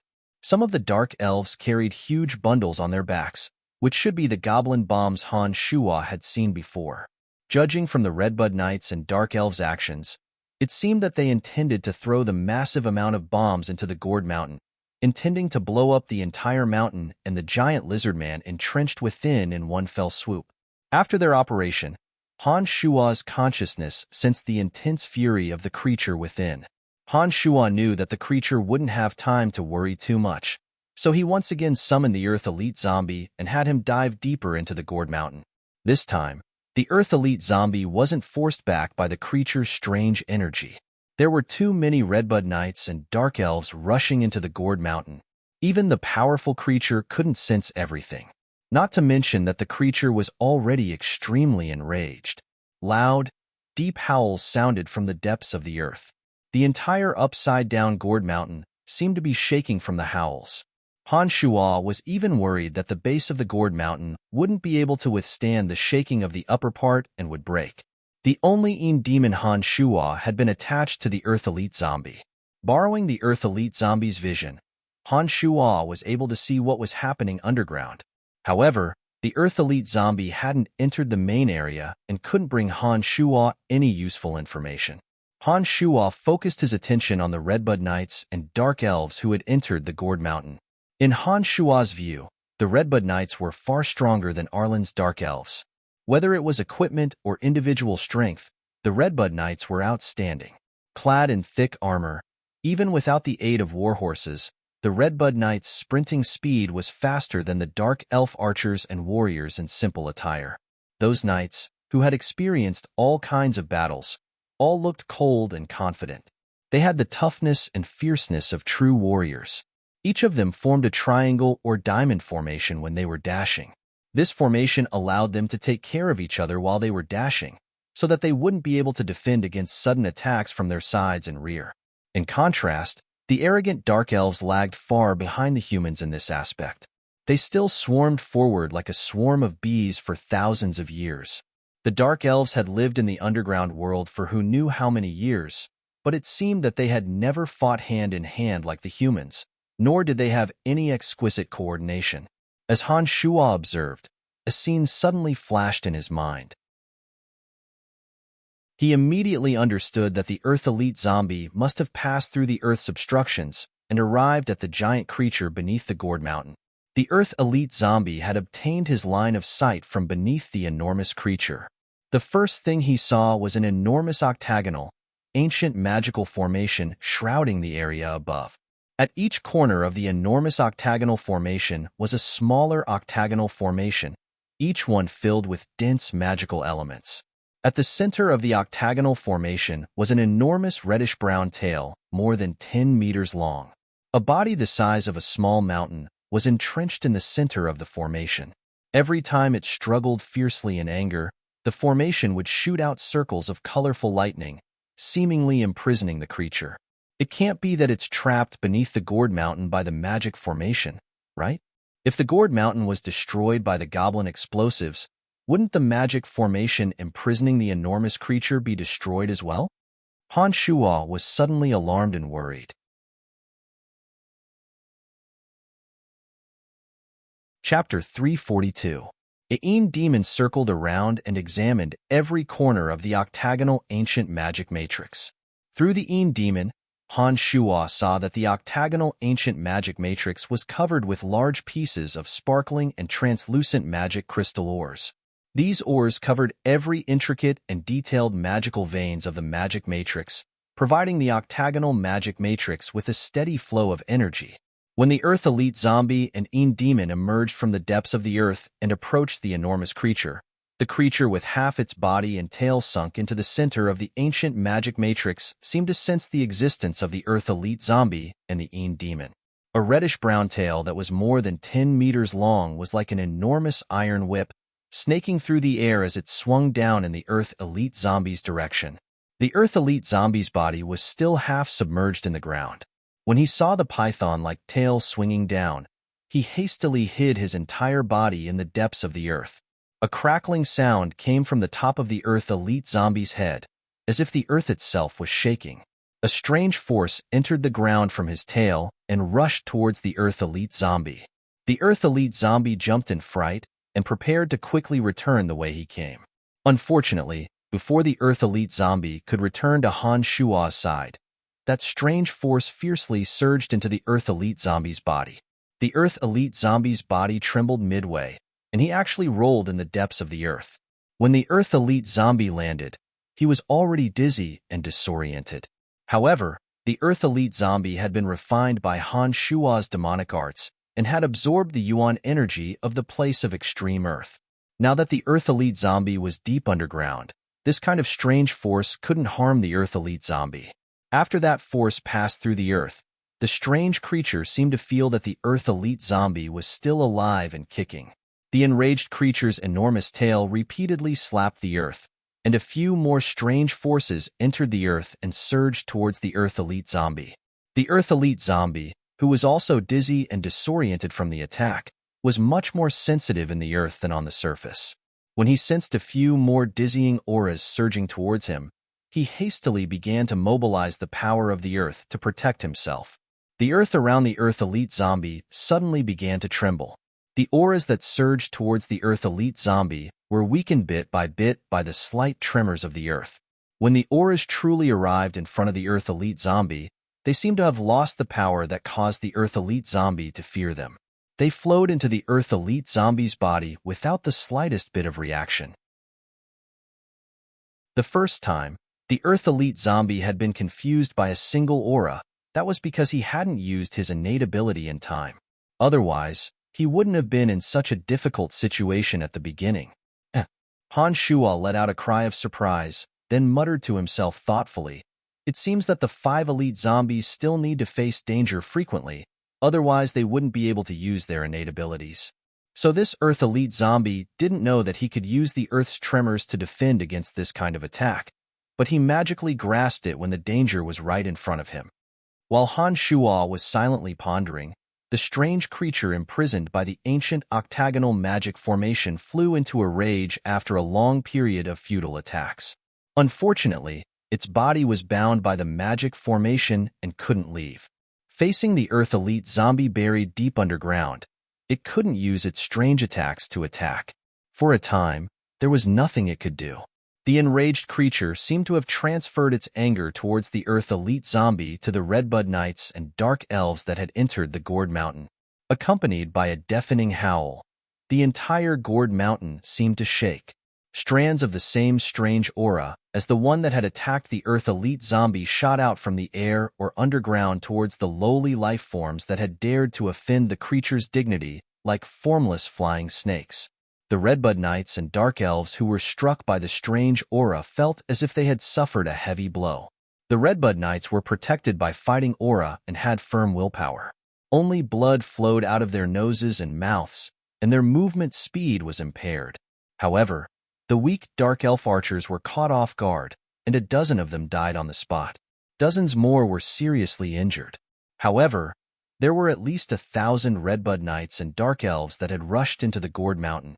Unable to leave the ancient magic formation at the bottom of the Gourd Mountain, this method of attack wasn't enough to completely stop such a large number of invaders.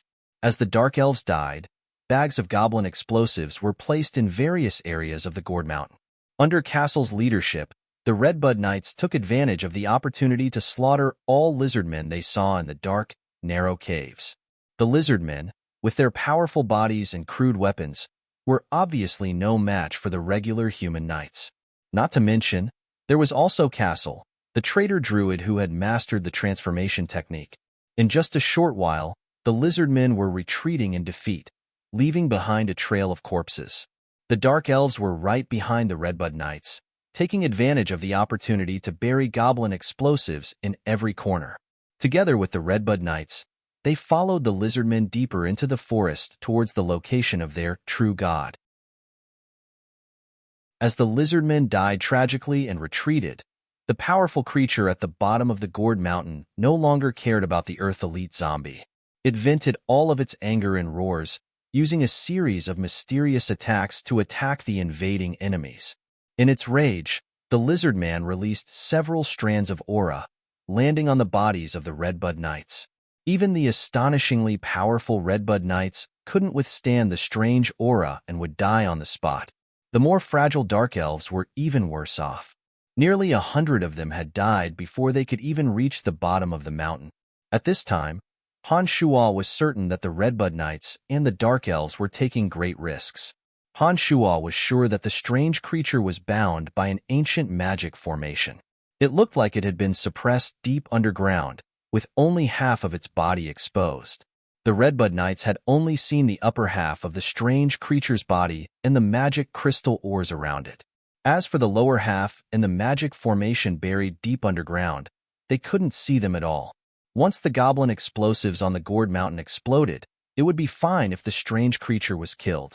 However, if the creature didn't die in the explosion, the gourd mountain would no longer be able to imprison it. With its incomparably large body and power, Han Shuo believed that the moment it walked out of the magic formation that had imprisoned it for who knew how many years, the Redbud Knights and the Dark Elves would have to bear its terrifying wrath. However, this wasn't something that Han Shuo needed to worry about. Han Shuo's goal this time was to kill Kelt and obtain as many magic crystal ores as possible. If the strange creature didn't die from the explosion, then it would be ideal if it could come out. Therefore, Han Shuo thought quickly and immediately came up with a brilliant idea. Using the tunnel leading deep underground, Han Shuo and the Earth Elite Zombie arrived at the strange creature's location. Just as Han Shuo shot out of the tunnel and arrived at the somewhat spacious ancient octagonal magic formation, the 10-meter-long tail swept towards Han Shuo like a giant python. The creature's head was still above, so it was indeed miraculous that it could accurately discover Han Shuo's whereabouts. Han Shuo quickly flew to a remote corner. The 10-meter-long tail wildly swung 7 meters in front of Han Shuo, but it still couldn't reach Han Shuo. "Hey, I mean no harm. I just wanted to come and help you." Han Shuo didn't care if the strange creature could hear human speech or not. He shouted at the 10-meter-long tail, "Despicable little existence. You will pay the price." A message that was purely similar to mental strength suddenly spread through the space where Han Shuo was. It looked like it had been sent by the strange creature. Generally speaking, the more powerful a creature was, the more intelligent it was. For example, Gilbert, the Black Dragon, and the Gold Dragon could speak the human tongue. Even the Lord of the Flames had the ability to directly communicate with the human mind. This creature, whose strength was not inferior to the Lord of the Flames, could naturally communicate with humans. The reality was just as Han Shuo had expected. When Han Shuo called out loudly, the creature immediately responded.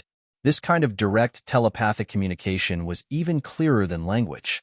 "Powerful creature, I'm not with the people above. I've come to help you. I can help you use the power of those people and dispel the magic formation without harming you. I only want the magic crystal mines at the bottom of the gourd mountain. What do you think of this deal?" Han Shuo immediately proposed his idea when he discovered that he could communicate with the creature. "Haha, lowly creature. Even without your help, those idiots will still help me blow up the gourd mountain. I've given them the wrong message that I'm afraid of fire and bombs, and they're helping me destroy the gourd mountain according to my plan. No one can stop me from doing this. Since you aren't with them, even if you inform them now, no one will believe you. Your suggestion is worthless." Contrary to Han Shuo's expectations, the creature actually laughed heartily and complacently. Han Shuo's expression changed slightly when he heard this. He hadn't expected this creature to be so cunning. It seemed that it wasn't as afraid of fire and bombs as Kelt had guessed. The reason it had displayed such a disadvantage in the previous battle was because it had a purpose. Suddenly, Han Shuo's expression froze. He asked, "If that's the case, why don't you let the lizard men get you out? I don't think it'll be hard for them to get their hands on goblin bombs. Wouldn't it be faster if you let them, who worship you as their true god, help you? Why use this method to get the enemy to help you? If they could communicate with me like this, I would have left this damned place a long time ago. They've been cursed by the gods to never know how to use power outside of their physical bodies before they break through their shackles. They can't communicate with me without any obstacles. Pitiful creatures, they can only use the stupidest method. They plan to remove all the ores around me. They think that's the only way to get me out of this damned cage." This creature seemed to have been imprisoned for far too long a period of time. It kept on explaining to Han Shuo. After hearing this, Han Shuo suddenly remembered that the lizard men could indeed only use their physical strength. Their soul force and intelligence were still very weak. He didn't know if this was the reason why they couldn't obtain information from this creature's powerful consciousness that enveloped the entire space. Perhaps it was because of this that they could only rely on the foolish old man to move the mountain in an attempt to remove the ores. It seemed that the lizard men occupied this gourd mountain and tirelessly mined ores not for the value of the magic crystal ores themselves, but for the sake of freeing their so-called true god from the shackles of their shackles. It made sense. They didn't even know how to forge some complicated weapons, so how could they understand the true value of the magic crystal ores and how to use them? With this strange creature's explanation, Han Shuo knew that there was no way to stop him from leaving this ancient magic formation. Kelt and the others would definitely blow up the gourd mountain. When that happened, as long as a corner of the magic formation was damaged, he would be able to walk out of this cage that had existed for who knew how long. Han Shuo's mind raced for a moment. He could tell from the creature's tone that it was protective of the lizard men. He looked at the reddish-brown tail that was more than 10 meters long and connected it to what Arlen had said about the lizardmen's true god being nothing more than a giant lizard. An idea suddenly formed in his mind. Powerful existence, there are still several hundred lizard men who worship you in this gourd mountain. If the gourd mountain really explodes, you might be able to walk out of this cage, but those pitiful lizard men will all die. Han Shuo paused, noticeably sensing the creature's uneasiness from the surrounding presence. He then continued, I can help the lizard men survive. As long as you promise to give me the rocks in the mine, I will move the lizard men who are still alive to a safe location before the explosion occurs. Lowly and weak existence, I, the great ancient lizard King Degasi, agree to your request. As long as you can guarantee their safety, you can take as many of those magic crystal ores as you can. Degasi immediately conveyed his promise to Han Shuo after a moment of silence. After receiving the giant ancient lizard King Degasi's message, Han Shuo didn't linger here. He immediately had the Earth Elite Zombie dig a tunnel to the surface, but halfway through, the Earth Elite Zombie suddenly transmitted a helpless message. Han Shuo's mind raced. He already knew where the problem was and quickly shot towards the half-dug tunnel. From the outside of the gourd mountain to the ancient lizard King Degasi's enormous tail, there was only soil. Then, he arrived at the spacious ancient magic formation.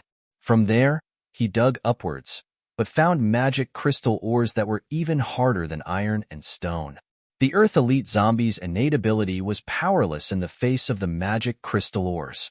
He didn't know where to start when he was halfway through mining. The Earth Elite Zombie was the Earth Elite Zombie after all. He naturally couldn't possess the ability of the Metal Elite Zombie, which allowed him to pierce through mountains and split rocks to traverse unhindered within the mountains. My pitiful children are still dying. You puny human, hurry up and do it. Ancient Lizard King Degasi's urgent message repeatedly flowed into Han Shuo's mind. The indestructible Demon's Lair edge spun in Han Shuo's hand, bursting upwards like a drill. Large pieces of sparkling and translucent magic crystal ores disappeared into Han Shuo's space ring before they even hit the ground. Han Shuo, who was digging the tunnel with all his might, had the help of the Demon's Lair edge. Although it was a bit slower than the Earth Elite Zombie's innate ability, it was still a speed of several meters per second. Under the ancient Lizard King's urging, the Demon's Lair edge spun a large piece of magic crystal ores into Han Shuo's space ring. Afterwards, Han Shuo arrived at the location of the ancient Lizard King's upper body and head from the ancient magic formation. Raising his head to look at Han Shuo, he couldn't help but exclaim in his heart. This ancient Lizard King really was an enormous lizard, but there were some differences. His ugly head had a single sharp horn, and from the horn to his back was a row of sharp red sword-like spikes.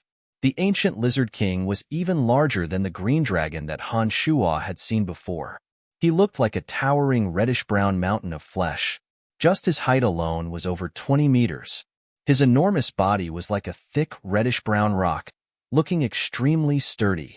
At this moment, his dark red eyes were like two lanterns hanging high in the air. Looking at the ant-like Han Shuo beneath him, he once again sent out a strong message. I know. I will make sure your children survive. Han Shuo replied impatiently to the ancient Lizard King's garrulous words. While marveling at the ancient Lizard King's size, he quickly rushed into the complex cave. I am the emissary of your true god. In accordance with your true God's orders, I have come to welcome you.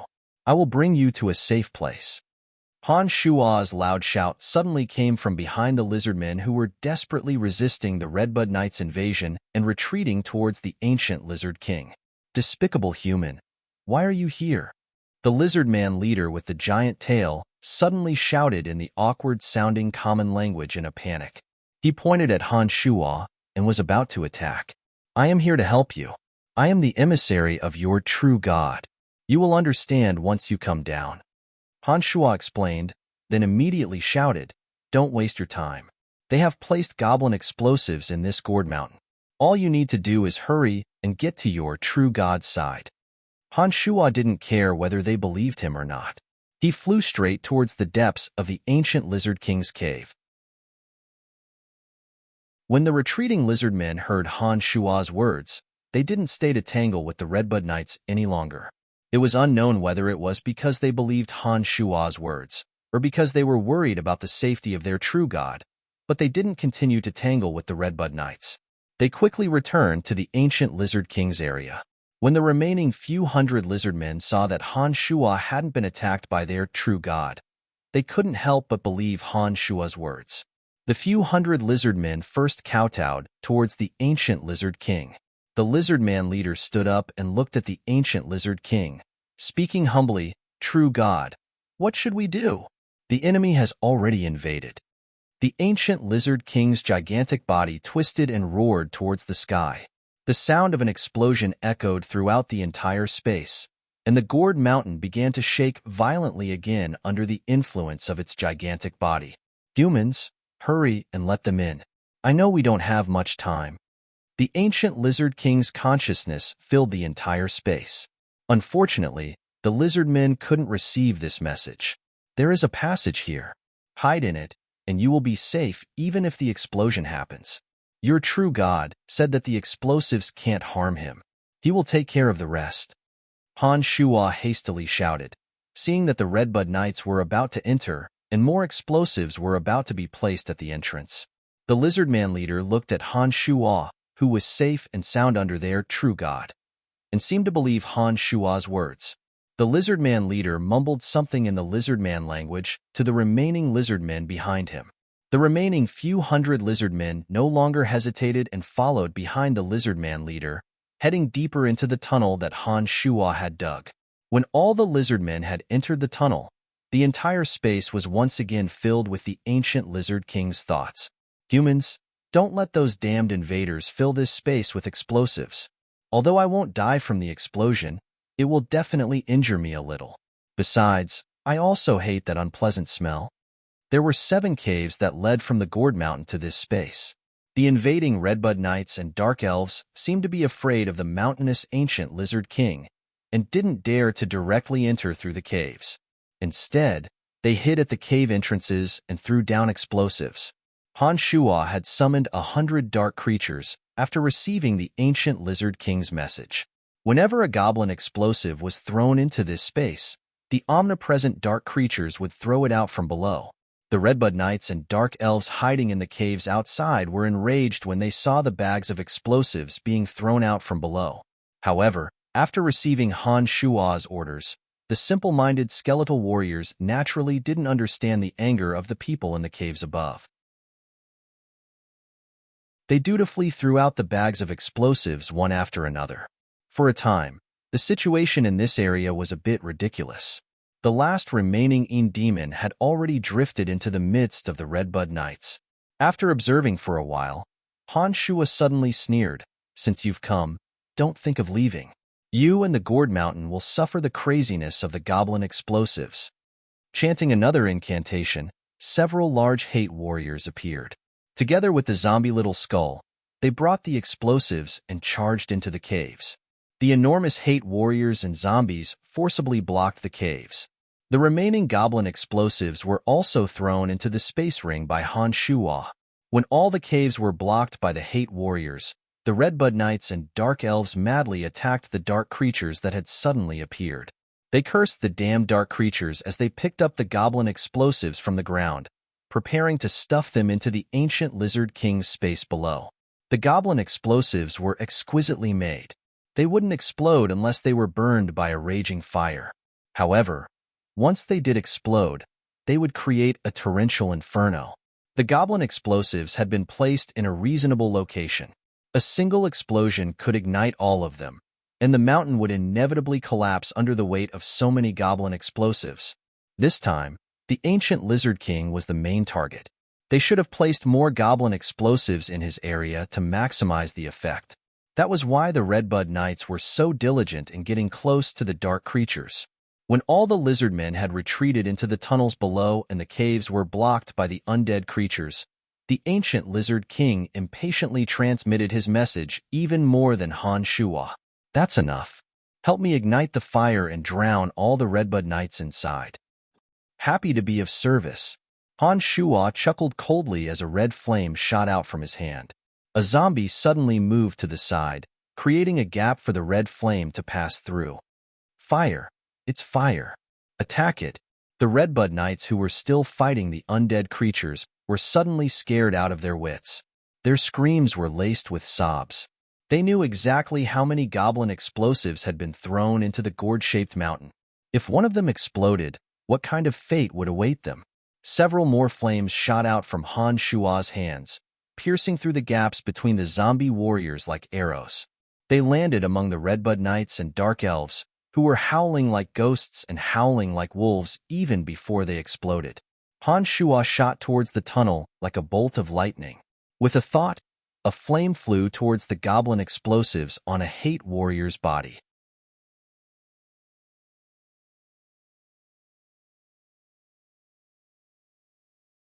Roar! An earth-shattering roar resounded from the bottom of the gourd mountain. The incomparably large, ancient lizard King Degasi began to sway wildly. The magic formation that had been destroyed by the goblin explosives could no longer be maintained, and all 6 corners of the octagonal formation broke apart. An enormous aura emanated from the ancient lizard king's body. Every time a corner of the octagonal formation broke, his aura would grow a bit stronger. When all 8 corners of the octagonal formation had been destroyed, the ancient lizard king's enormous body suddenly tore apart the tens of thousands of kilograms of rock that had covered his body. A mountain of flesh slowly emerged from the center of the gourd mountain. A terrifying howl filled the entire area. The ancient lizard king pounded his chest and stamped his feet in the air, as if venting his years of resentment. Underneath the ancient lizard king, Han Shua suddenly felt a bit overwhelmed. From Han Shua's angle, he could clearly see that every time a corner of the octagonal formation broke, the ancient lizard king's aura would grow a bit stronger. When the ancient octagonal formation was completely destroyed, the ancient lizard king's aura, which had originally been as strong as the Lord of the Flames, actually possessed an even more terrifying aura. Not only was his body shackled by the octagonal ancient magical matrix, but it also seems to have shackled his power as well. I didn't expect the ancient lizard king to possess such terrifying strength. Perhaps only a demigod existence can truly defeat him. Han Shua was abnormally shocked when he sensed the ancient lizard king's formidable strength. Beside Han Shua, the lizardmen began to squeal with excitement. Seeing the ancient lizard king emerge from the broken formation like a towering tree, they all kowtowed to the ancient lizard king. Han Shua didn't stay any longer and shot out from the hole the ancient lizard king had torn open. At this time, the sharp-eyed Han Shua suddenly saw a small pangolin sneakily crawl out, carefully avoiding the furious ancient lizard king. Han Shua suddenly had a strange feeling when he saw this oddly small pangolin. Before Han Shua could react, the pangolin suddenly transformed into a goshawk and flew away. Han Shua immediately understood that this was Castle in disguise. Standing at the foot of the mountainous ancient lizard king, Han Shua looked around at the dumbstruck invaders. He saw that Castle had already flown to Kelt's side, so he didn't make a move to deal with him. Kelt and Arlen, the 2 leaders of the invaders, had wonderful expressions on their faces. They felt their lips go dry, not knowing what to do as they watched the enormous creature stand up from the ruins. Human, didn't you say he was afraid of fire and bombs? How did he survive when the mountain was destroyed? Arlen suddenly felt like he'd been played. If not for the fact that the Redbud Knights had suffered greater losses than him, he would have immediately gone all out against Kelt. At this point, Kelt didn't know what to say. He stared at the gigantic creature as it roared and vented its anger. He stammered, How would I know?" Before the two invaders could open their mouths to argue again, Castle flew over and transformed into his human form. He pointed at the inconspicuous Han Shuo standing at the foot of the ancient Lizard King, his face dark. "It's him. It's this person who helped the ancient Lizard King. Otherwise, the Lizard King would have been finished." Only after Castle pointed did Kelt, Arlen, and Matriarch Dana notice the inconspicuous Han Shuo standing at the foot of the ancient Lizard King. Kelt and Dana had a blood feud with Han Shuo. When they saw Han Shuo appear, they almost lost control and rushed over. "It's him again. He's called Brian, a noble of the Lancelot Empire. I must kill him with my own hands." Kelt gnashed his teeth, glaring at Han Shuo as he explained to Arlen. "I know him. He's the one who ruined our grand plan last time. Otherwise, we would have made the lizardmen suffer a great loss." The flirtatious Dana shrieked, pointing at Han Shuo and shouting angrily, "You despicable invaders, you will all die under my wrath today." The ancient Lizard King roared at the sky, venting the hatred in his heart. He finally focused his attention on Kelt and the others. The entire space was filled with the message the ancient Lizard King wanted to convey. The earth trembled as the ancient Lizard King's enormous body strode towards Kelt and the others. Every step of the incomparably enormous ancient Lizard King covered a distance of several dozen meters. Crunching sounds rang out as several heavily armored Redbud Knights were stomped into meat patties, fresh blood spilling onto the ground. His 10-meter-long tail danced like a python, flinging dozens of Redbud Knights and Dark Elves high into the sky. They all fell to the ground dead. As the ancient Lizard King moved its enormous body, its incomparable might gave off a feeling that it was impossible to resist. Every step he took caused the earth to tremble. Every time he took a step, a few knights would be crushed into meat paste. His tail had become a lethal weapon. As he moved, the knights and Dark Elves were killed by his tail one after another. Kelt and Arlen's subordinates fired magic after magic at the ancient Lizard King's body. However, the ancient Lizard King's rock-like body seemed to have an excellent resistance to magic. Magic attacks of that level simply couldn't harm him. As for arrows, spears, and javelins, they couldn't even penetrate the ancient Lizard King's sturdy body. Only two of Arlen's Dark Elven archers, who possessed a special kind of bow and arrow, managed to leave one or two scars on the ancient Lizard King's body. Unfortunately for the ancient Lizard King, that level of damage was like a mosquito bite to a human.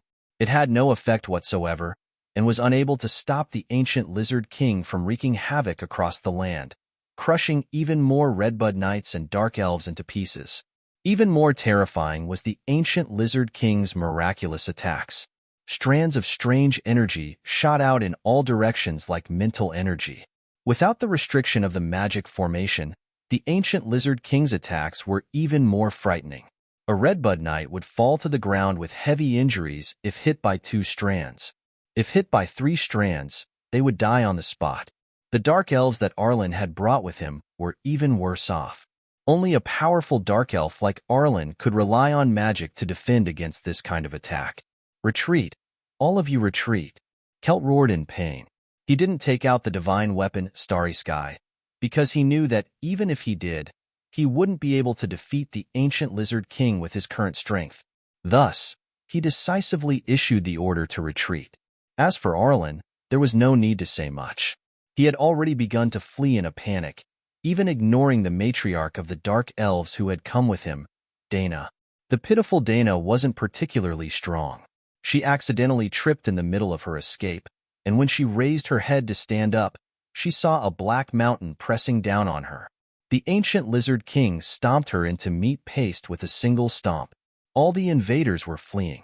Han Shuo followed the ancient Lizard King, happily allowing the Demon's Lair edge to absorb as much energy as possible. The Een Demon kept a close eye on Kelt, ready to deal a fatal blow at any moment when he wasn't paying attention. During this process, the Dark Mantle members who had heard the news had also arrived at the area under Cecilia's lead. Cecilia and the others hadn't even gotten close when they were intimidated by the mountainous figure of the ancient Lizard King. They stood there in a daze, not knowing what to do. What's that? It's so big. Fire Journeyman Mage Chrissy actually started cheering with a face full of excitement. That should be the creature inside the magic crystal mine. Such a powerful aura. It should be a super rank magical creature that's about to reach rank 5. Why would such a powerful creature appear on this level? Cecilia was extremely shocked. She couldn't help but exclaim as she watched the ancient Lizard King chase after Kelt, Arlen, and the others like a small mountain. Brian, that's Brian. Emily also cried out in surprise. Emily had used the levitation spell to hover in the air, so she could see a bit further. She immediately spotted Han Shuo at the ancient Lizard King's waist and cried out involuntarily. Han Shuo, who'd been at the ancient Lizard King's waist, suddenly flew up to the ancient Lizard King's shoulder. He pointed at the fleeing Kelt and Arlen, saying, "Those two are the leaders. Only by killing them will you be able to avenge your children." Roar! The ancient Lizard King's earth-shattering roar rang out once more. The terrifying sound waves were like sharp weapons, shattering the surrounding shrubs and leaves. Damn it, I won't let this despicable human get away with it. The noble dark elf, Arlen, heard Han Shuo's instigation of the ancient Lizard King. That wave of sound had almost seriously injured him, and he couldn't help but shout out a threat. Kelt knew Han Shuo's strength, and understood that even without the ancient Lizard King's power, Han Shuo still had the ability to kill Arlen. Therefore, he only sneered at Arlen's angry threat and continued to run without another word. He only wanted to leave this terrifying ancient Lizard King as soon as possible. In this short period of time, more than 1,000 Redbud Knights and Dark Elves had been killed by the ancient Lizard King. Of those who'd come to occupy the Gourd Mountain, only a few hundred were left. They fled in all directions, not a single one daring to stop. Under Han Shuo's reminder, the ancient Lizard King kept a close eye on Kelt and Arlen. He no longer cared about the small fries around him. Although his enormous body moved slowly, each step covered a distance of several dozen meters. Add to that his constant aura attacks, and the chased Kelt and Arlen were suffering beyond words. They inwardly cursed Han Shuo's 18 generations of ancestors for instigating the ancient Lizard King. It's really that guy. Why is he with that monster? Cecilia used some unknown method to hover in the air alongside Emily. Looking at Han Shuo standing on the ancient Lizard King's back with a satisfied expression, Cecilia's heart felt like it had been knocked over. She didn't know what to feel. Cecilia didn't really dislike Han Shuo. On the contrary, she even somewhat admired Han Shuo's strength. Unfortunately, Han Shuo had opposed her time and time again. From the old orc's medicine store in the Valley of Sunshine all the way to this mission, Han Shuo had never let her have her way. This made Cecilia, who had become one of the 3 heavyweights of the Dark Mantle at such a young age, very angry. In her heart, she really wanted to see Han Shuo's defeat. The deeper Han Shuo fell, the happier she would be. But reality always exceeded her expectations. She first learned from Crazy that Kelt, who had lost an ear, and the Green Dragon's tragic death had been caused by Han Shuo. Now that she saw Han Shuo chasing after Kelt in high spirits with the giant lizard, how was that the defeat she wanted? They should have been the ones to deal with Kelt in this mission, but Han Shuo had interfered and forced Kelt into a sorry state all by himself. This made Cecilia, who'd spent so much time and still couldn't do anything to Kelt, feel even more embarrassed. Oh, it's really Brian. He's so handsome. Crazy finally saw Han Shuo and couldn't help but shout, "You little love-struck fool, shut up. Don't lure that giant lizard over." Cecilia couldn't help but scold her, afraid that the giant lizard would come over. The ancient Lizard King didn't hear the commotion, but the sinister Kelt clearly did. Kelt changed his direction, leading a group of experts from the Redbud Knights straight in their direction.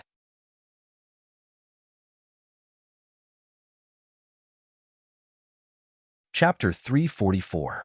Damnable Kelt. Everyone be careful.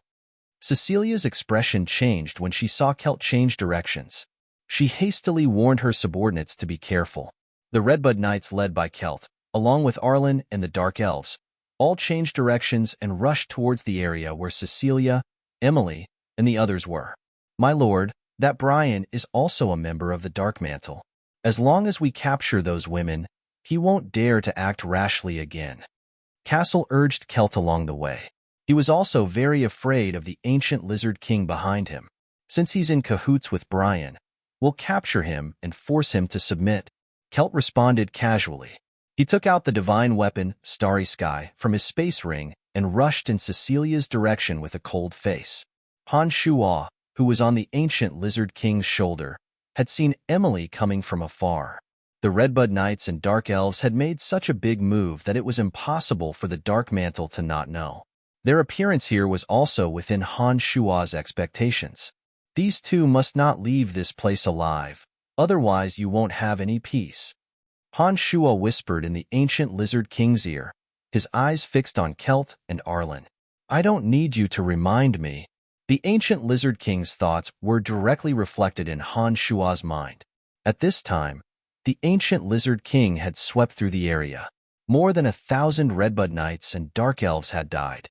Those who were lucky enough to survive had fled in all directions, gradually moving further and further away from the ancient lizard king. As soon as the ancient lizard king's thoughts were activated, a reddish-brown light enveloped his enormous body. His incomparably large body gradually shrank. Han Shuo, who had been standing on the ancient lizard king's shoulder, was the most sensitive to this change. During this process, he received another message in his mind. Han Shuo knew that the ancient lizard king was preparing to transform into human form, so he flew up from the ancient lizard king's shoulder into the air. Surrounded by the reddish-brown light, the ancient lizard king's mountainous body rapidly shrank. In just 10 breaths of time, he had transformed from a 20-meter-tall giant into a red-faced old man about 170 centimeters tall. The old man's skin was a bright red, and a red robe of unknown material draped over his body. A lizardman's tail protruded from his back. After transforming into human form, the ancient lizard King Dagassi's appearance had undergone an earth-shattering transformation. He had turned into an unremarkable little old man. Dagassi raised his head to look at Han Shuo, who was floating in the air, and shouted in human language, "You should take care of your friend first. I will make the invader pay the price." This time, the ancient lizard king wasn't using telepathy. Instead, he was using the common language to converse with Han Shuo.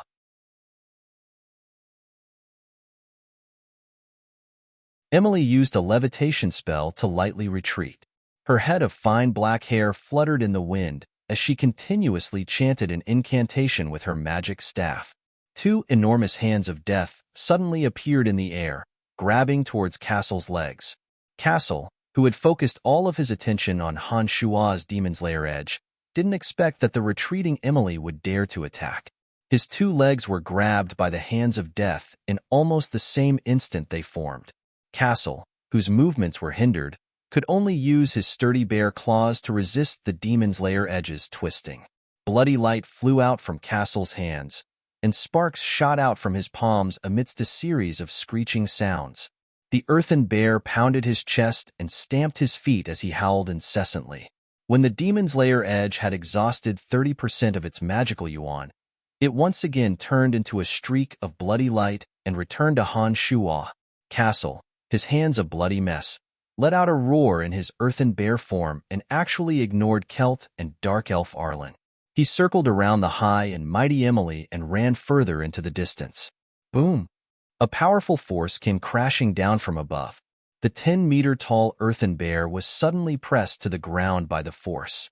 Dozens of attacks then entered Castle's body, causing him to transform into an earthen bear. Blood flowed from his mouth and nose as he gradually shrank back to his normal human form. Above Castle's head, ancient lizard King Dagassi, who'd struck him down, turned into a small red dot and slowly descended onto Castle's body. You're the main instigator of this matter. How can I let you escape? Dagassi, who transformed into a red-faced elder, stomped down on Castle's head. With a crunching sound, Castle's head was crushed into a watermelon. On the other side, Cecilia was leading the Dark Mantle members in a desperate attempt to avoid the pursuit of Kelt and Arlen. However, Kelt obviously didn't know that Han Shuo and Cecilia weren't on good terms.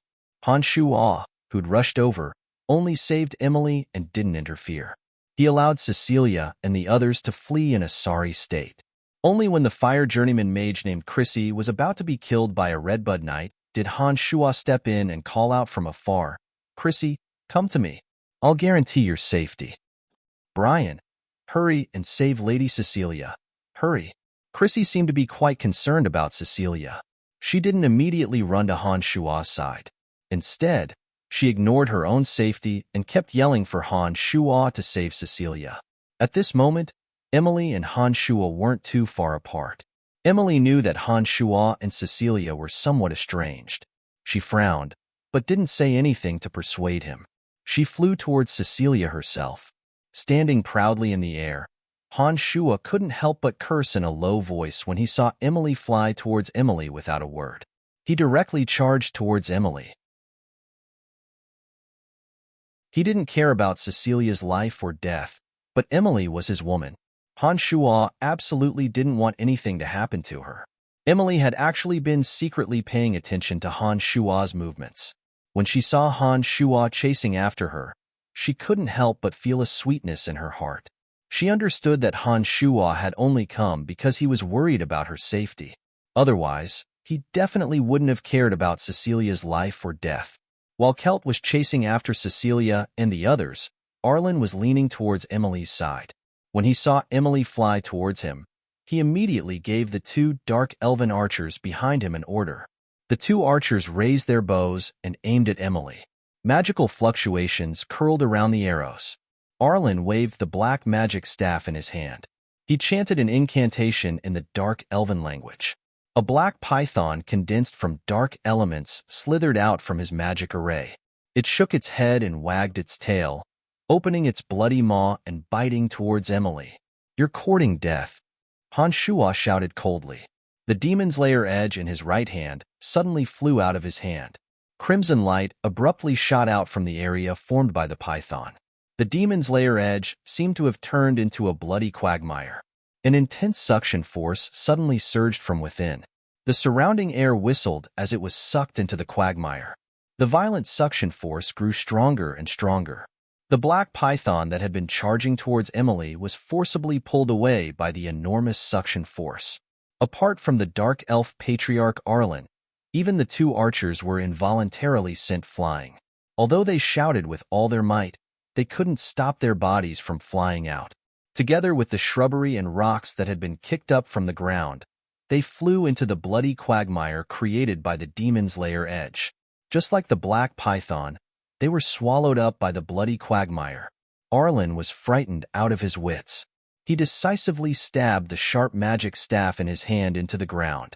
He held onto the staff with one hand and took out a scroll shrouded in dark magic with the other. He quickly drew something on the scroll, and a cloud of black mist enveloped Arlen. A gust of wind blew, and many gaseous Arlen floated out of the black mist. These gaseous Arlen twisted their bodies and floated up like leaves. They were actually unaffected by the suction force of the bloody quagmire, drifting further and further away until they disappeared. However, Arlen had clearly overlooked the existence of ancient lizard king Degassi. Degassi had been observing the changes in the area, but hadn't been in a hurry to make a move. At this moment, dozens of mysterious auras suddenly shot out, burying themselves into the ground. A mournful scream sounded from the depths of the earth. It sounded like Arlen's voice. Degassi chuckled strangely and shouted, "Despicable dark elves, you think you can escape from me? Degassi, how long are you going to stand there and watch? Killing them should have been your job. When did it become my responsibility?" Han Shuo had long since noticed that Degassi had been watching them. When he sensed that Arlen had died in the depths of the earth, he couldn't help but shout, "Interesting human brat. I see that you alone are enough to deal with them, so I'll just be your assistant." Degassi suddenly seemed to be interested in Han Shuo. He continued, "I've lived for so long. but I've never seen this kind of attack before. This kind of energy cultivation method is very special. I want to see just how many more miraculous things you have." Degassi's strength was incomparably terrifying, but he also had miraculous observation skills.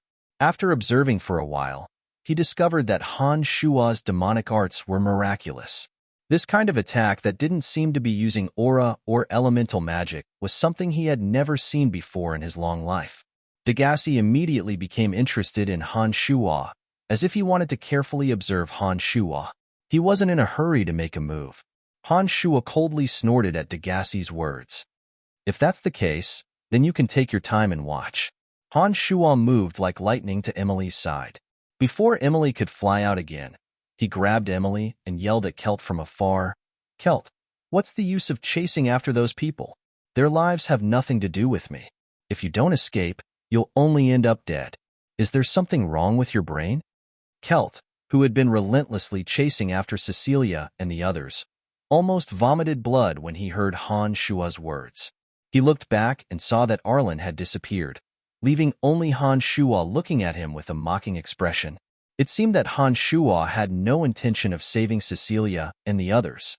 He was clearly laughing at Kelt. "Damn you, Castle. You gave me the wrong information." Kelt cursed in a low voice. He seemed to have thought it through and no longer cared about the lives of Cecilia and the others. He led the Redbud Knights who'd been following him and dived into the depths of the bushes. "Emily, how did that Cecilia become one of the 3 heavyweights of the Dark Mantle? With her strength alone, Candide and your brother Ames can't compare at all." Han Shua couldn't help but ask Emily in astonishment when he saw that Cecilia only knew how to hide. Under Han Shua's teasing, Kelt gave up on chasing after Cecilia. When she saw that her companions were safe, Emily shyly broke free from Han Shua's grasp and looked around with a red face. She then slowly descended from the air and said to Han Shua, who'd been following closely behind her, "Little sister Cecilia didn't fight without permission. Besides, Cecilia's grandfather is one of the oldest elders of the Dark Mantle. He's also one of the only sacred magi in the Empire. You've seen him before." Han Shua was shocked when he heard these words. He then sighed. "No wonder. I was wondering how Cecilia could hold such great power at such a young age with her strength. She even has so many strange magical equipment. It turns out that her grandfather is a sacred magus." "Oh, right. I don't remember knowing any sacred magus. I've seen him somewhere before." "You're not joking, are you?" "Of course not. It's just that I can't tell you who that person is. That's the rule." "Heh, but I think that in a few days, when your rank in the Dark Mantle is higher, you'll definitely be able to come into contact with this person," Emily said with a charming smile. It was quite amusing to see Han Shua's confused expression. Her grandfather. I've seen him before. Han Shua's mind raced rapidly. After thinking for a while, Han Shua discovered that he had no impression at all, so he didn't waste any more effort to think about it. "Little fellow, you're not a good person either. You actually want an old man like me to personally take action." Ancient Lizard King Degassi's voice suddenly sounded at this moment. Han Shua then saw a red shadow shoot towards Kelt in the air. "Oh right, Kelt still has divine items and a space ring. We still have to go take a look." Han Shua suddenly remembered Kelt's wealth and hastily pulled Emily in the direction of Kelt. The Earth Elite zombie buried deep underground gradually roamed the depths of the earth according to Han Shua's consciousness. It was running towards the Dark Elf Patriarch Arlen, who had been killed by the Ancient Lizard King.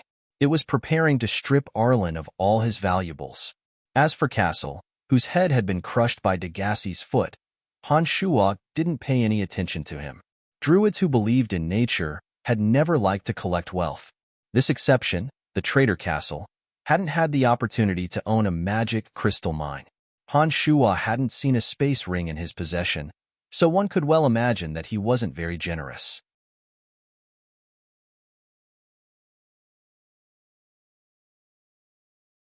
Chapter 345. The Ancient Lizard King Degassi's strength was indeed terrifying. By the time Han Shua and Emily had arrived at Kelt's side, Kelt had been kicked into the air like a rubber ball. Kelt's thick knight armor was definitely not ordinary, but it was no different from scrap metal under Degassi's attack. A large part of the knight's armor caved in from Degassi's kick, and the crisp sound of bones breaking could be heard from within his body. The Redbud Knights who had come with Kelt were loyal and devoted to him. Facing Degassi, they charged forward without a care for their own safety, not fearing death in order to buy time for Kelt to escape. Unfortunately, the disparity in strength between them and the ancient lizard king Degassi was too great. Degassi hadn't even used much of his strength, but a dozen Redbud Knights' internal organs had already been smashed by his kicks and punches. The fighting aura from their longswords and spears couldn't cause any harm to an existence at Degassi's level. Perhaps only when Kelt's strength advanced to the next level and possessed the strength of a sacred knight, along with the divine artifact, Starry Sky, would he be able to pose a threat to the ancient lizard king Degassi. However, it seemed that Kelt would never have this opportunity. Degassi stomped down on him as soon as he landed. With a crunching sound, a footprint appeared on Kelt's chest. All of his internal organs had ruptured, and fresh blood flowed out from the footprint. Kelt's eyes rolled back into his head, and he lost all signs of life. The starlight on the divine artifact, Starry Sky, suddenly dimmed after Degassi's death. It was like an ordinary long sword lying quietly in the shrubbery, without any trace of being a divine artifact. Han Shuo flew over with Emily in tow. His eyes lit up as he stared at the divine artifact, Starry Sky. Without a word, he shot towards it. However, before Han Shuo could reach it, the divine artifact, Starry Sky, suddenly flew up and landed in Degassi's hand with a whoosh. What? You want it? The ancient lizard king Degassi looked at Han Shuo from afar, shaking that Starry Sky in his hand as he asked. Nodding his head, Han Shuo was a little embarrassed. He laughed dryly and said, Yes, I do want it. I see that the weapon in your hand is even fiercer than this sword. Aren't you a little too greedy? In human form, ancient lizard king Degassi was no longer as emotionless as that colossus. Instead, he seemed very human-like as he grinned and teased Han Shuo. I don't need a weapon, but I have a good friend. If he had this sword, his strength would definitely increase by a lot. Han Shuo explained with a relaxed smile when he saw Degassi teasing him. Humph, are you going to give it to that girl Phoebe? Previously, Han Shuo had been in a hurry to retrieve the divine artifact, Starry Sky, and had temporarily let go of Emily's hand.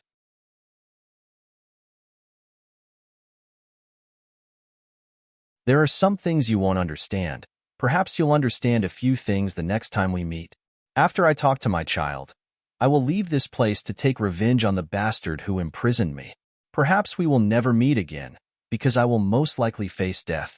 However, if we can meet again, I believe your strength will be far greater than this. I look forward to your growth, and if I don't die, perhaps you will be able to help me. The ancient lizard king Degassi was a creature even more powerful than the Lord of the Flames. Han Shuo found it hard to imagine any person or creature that could kill him. This time, he was prepared to die when he left. Han Shuo didn't know how he could help him in the future, but for Han Shuo, the enormous benefits in front of him clearly outweighed his worries for the future. Therefore, he only hesitated for a moment before nodding his head in agreement, promising, as long as I don't die, I will help you take care of these lizard men. However, my abilities are limited, and I can only do my best. Also, the next time we meet, I hope your conditions won't be too difficult to fulfill. Haha, good, very good. The ancient lizard king Degassi laughed heartily. He didn't make Han Shuo swear an oath to the gods, and straightforwardly tossed the divine artifact, Starry Sky, and Kelt's space ring to Han Shuo. He then said to Han Shuo, I believe you. Let's go. I'll help you get the magic crystal mine. Also, I'll give an explanation to those children who worship me. Han Shuo took Kelt's space ring and scanned it with his mental strength. He was immediately shocked by the dazzling wealth inside. Multicolored crystals were sparkling and translucent, and all kinds of gold, silver, and jade were piled up together in a dazzling lineup. Kelt had probably plundered the golden dragon or obtained it from the underground world. In addition, there were some weapons and equipment that were surrounded by magical elements. They should have been refined by the hands of a great alchemist. There were also 3 ownerless crystal cards with a face value of 100,000 gold coins. Anyone could take these ownerless crystal cards and directly withdraw gold coins.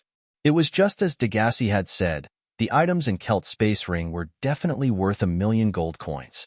If he gave all the crystals, gold, silver, and jade to Phoebe to sell, it might even be worth more than 1,000,000 gold coins. All right, I'll go with you. Han Shua agreed. He raised his head to look at the corpses on the ground, hesitating for a moment before asking Degassi, the Redbud Knights and Dark Elves you killed, their armor and weapons are also pretty good. In addition, there might be even more gold coins in their pockets. If you don't mind, can I go with you after I'm done? Degassi laughed involuntarily.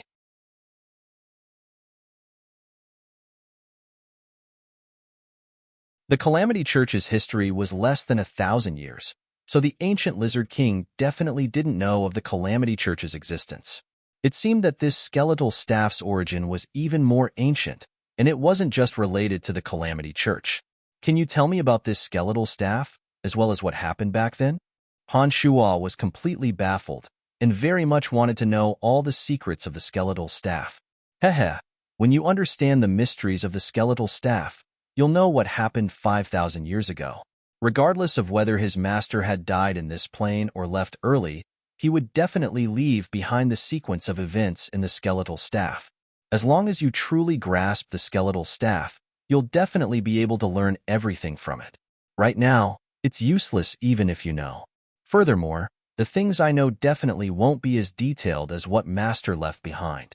You'd better figure it out yourself. Just like Grand Magus Necromancer Wolf, the ancient Lizard King Degassi also didn't tell Han Shua the secrets of the skeletal staff. He only left Han Shua a direction to uncover the truth. Your strength has already reached rank 5. Isn't that the same as a demigod? Is there an existence more powerful than you in this world? After cursing Degassi in his heart, Han Shua suddenly recalled Degassi's words and exclaimed in surprise.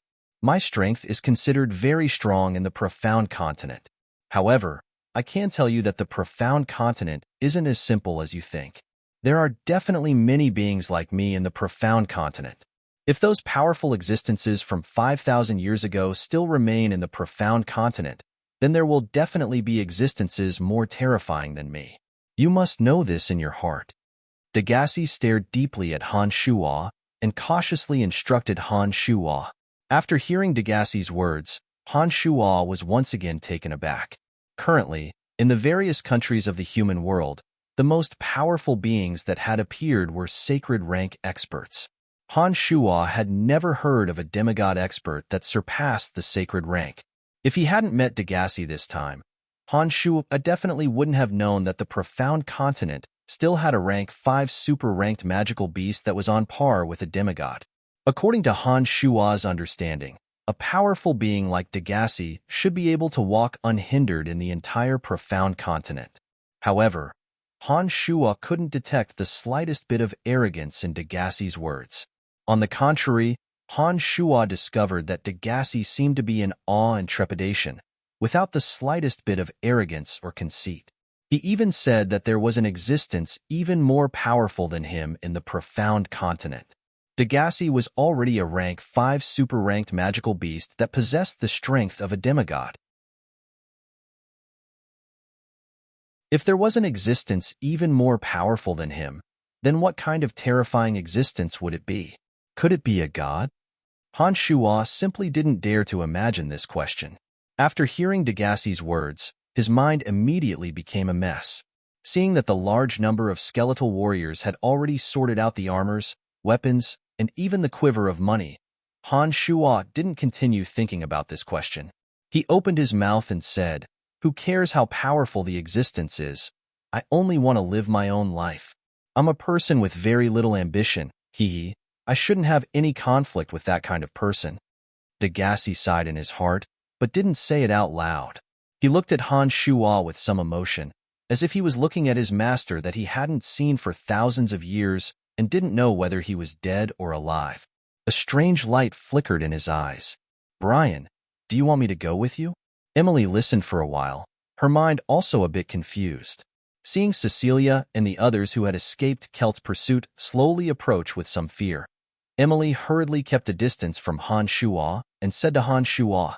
At this moment, Han Shuo also discovered that Cecilia and the others were walking over timidly.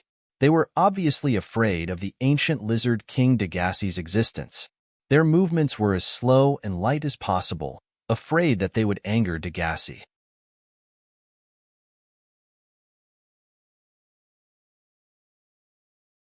Chapter 346. Han Shuo wasn't in a hurry to leave. When Emily saw Cecilia and the other Dark Mantle members approach, her expression became a bit reserved. She pulled away from Han Shuo to avoid arousing suspicion. After all, Emily was the daughter-in-law of the Betteridge family. No matter how good her relationship with Han Shuo was, it couldn't be known to others. Otherwise, whether it was for Emily or Han Shuo, at least for the time being, they would definitely attract some unnecessary trouble. Ever since Degassi saw the skeletal staff in Han Shuo's hand, his attitude towards Han Shuo was even better than before. His long years had made him extremely patient. He stood there motionlessly as Cecilia and the others approached. If you think these people are a hindrance, I'll take care of them for you. It won't take too long. As Cecilia and the others cautiously approached, Degassi suddenly grinned and very naturally asked for Han Shuo's opinion. Degassi's attitude towards Cecilia and the others was extremely contemptuous. He wasn't afraid that they would hear his conversation with Han Shuo. To a demigod like Degassi, the strength of Cecilia and the others were no different from ants. He only needed to move his hands, and he could easily exterminate them. Cecilia and the others approached because they discovered that the ancient Lizard King was getting along well with Han Shuo and Emily. Now that she heard the ancient Lizard King's suggestion to Han Shuo, Cecilia's pretty face immediately paled. She couldn't help but take a few steps back, looking at Han Shuo with trepidation. No need, they are my colleagues. Han Shuo's reply caused Cecilia to let out a sigh of relief. When she saw that Degassi nodded at Han Shuo's words, she slowly walked over. She first nodded at Emily, then said to Degassi, "Powerful creature, I am a member of the Lancelot Empire. I am the leader of this operation against the enemy nation. I'm not interested in what you're saying." Before Cecilia could finish, Degassi interrupted her impatiently. "Weak human girl, those who dared to invade are all dead. I'm in charge of everything in this region. The underground world isn't a place where you humans should step foot in. Seeing that you're his colleague, I won't kill you. I hope you can leave the underground world as soon as possible." Cecilia was about to say something, but Emily suddenly interjected. "All right, younger sister Cecilia, I think we have successfully completed our mission. We can leave the underground world now. Although we weren't the ones who did this, the Redbud Knights are likely to be erased from the continent. We have done a great service." As Emily and Cecilia spoke, Cecilia desperately winked at Cecilia. Cecilia wasn't stupid and nodded upon seeing Emily's eyes. She then looked at Han Shuo and said with some resentment, "I know you put in a lot of effort in this matter."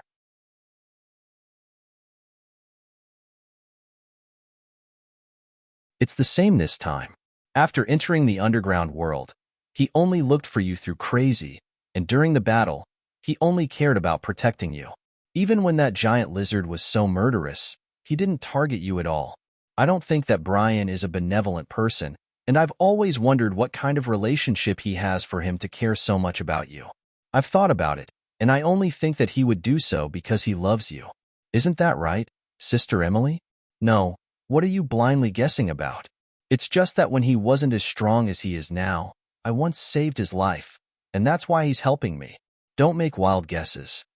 Emily vehemently denied it. She knew that she couldn't admit it no matter what, or else it wouldn't benefit either Han Shuo or herself. "Sister Emily, look at yourself. You still won't admit it?" Cecilia stared at Emily with a surprised expression. She held a small mirror in her hand and placed it in front of Emily. The reflection of Emily in the mirror was bashful, but secretly happy.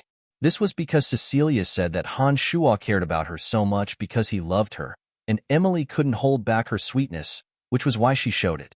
No one would believe that the blushing Emily had nothing to do with Han Shuo. Seeing that Cecilia was certain that she had an affair with Han Shuo, Emily softly sighed and said, Sister Cecilia, to be honest, I do have a good impression of him, but you know my situation. I'm a widow of the Betteridge family, and I'm slightly older than him. Even if I have feelings for him, he won't care. My identity is destined to prevent ordinary men from having wild thoughts about me. Sigh. Emily sighed in self-pity. After hearing her explanation, Cecilia came to a sudden realization. She thought that Sister Emily only had a one-sided love for Brian. As she thought of this, Cecilia saw that Emily seemed to have a miserable expression and hastily advised, Sister Emily, I think that this Brian is definitely not an ordinary person. With his strength, it won't be long before he will grasp great power. You also know that once he has enough strength, there's nothing that is impossible in Lancelot Empire. Don't worry, when the time comes, my grandfather and I will help you.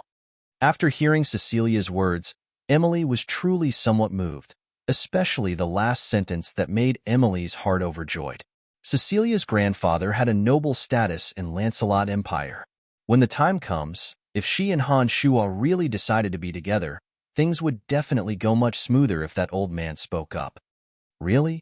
If Brian and I can really be together, will you let your grandfather help me? Emily was delighted as she hastily asked. Of course, my grandfather listens to me the most. As long as I'm willing to help you, my grandfather will definitely help you. Cecilia replied proudly. Then this sister will thank you in advance. Emily was overjoyed as she thanked Cecilia. Hehe, there's no need for us sisters to be so polite. All right, tell me how you saved that cocky fellow back then. I'm quite interested in his matters right now. Cecilia chuckled lightly as she questioned Emily. As the two girls led the Dark Mantle members further and further away, Han Shua also stored all the weapons, armor, and money that the skeletal warriors had tidied up into his space ring. Han Shua's space ring held a portion, while Kelt's space ring was also filled up. Finally, Han Shua remembered the space ring of the Fire Grand Magus Marceau and had ancient Lizard King Degassi break the magical brand on it. From Marceau's space ring, he collected over 300,000 gold coins as well as several valuable magical equipment. The most valuable of them all was a peculiar tent. The tent looked like it could only hold 2 or 3 people, but when Han Shua walked in, he discovered that the space within the tent was much larger than he had imagined. The tent was divided into 3 levels with over 100 rooms of various sizes. Each room was decorated cleanly and brightly, and covered with expensive carpets. There were also several magic laboratories on the top level, including some magical equipment and a fire magic library. There were even 2 storage rooms with some strange fire magic items inside. It looked like this was where Marceau usually did her experiments. This seemingly unremarkable little tent was actually an extremely expensive space treasure. The space inside was no smaller than the City Lord's mansion in Bretel City where Han Shua lived. This wondrous tent must have been created by a space sacred magus and a great alchemist working together. Compared to an ordinary space ring, this tent could hold a lot more space. More importantly, when traveling in the wild, as long as this tent was opened, it could hold hundreds of adventurers. To some mercenaries who were out on a mission, this spatial treasure had a value comparable to a divine artifact. This thing is not bad. Although it's not a divine weapon, its practical value is even greater. If you want to sell it, you can sell it for at least 300,000 gold coins. The ancient Lizard King said to Han Shua after learning of the tent's miraculous uses, I won't sell such a miraculous thing. I'll definitely keep it for my own use. Han Shua replied to the ancient Lizard King. After stripping the corpses of the surrounding Redbud Knights and Dark Elves, Han Shua and Degassi returned together to the ruined Gourd Mountain. Thanks to the Earth Elite Zombie, a tunnel had already been dug out from the depths of the ground. The lizardmen all came out one by one. Where's our great, true god? As soon as Han Shua and Degassi arrived, the lizardman leader with the longest tail immediately asked Han Shua, pointing at the ancient lizard king Degassi, who also had a tail but a human appearance. Han Shua smiled and explained, Isn't it right here?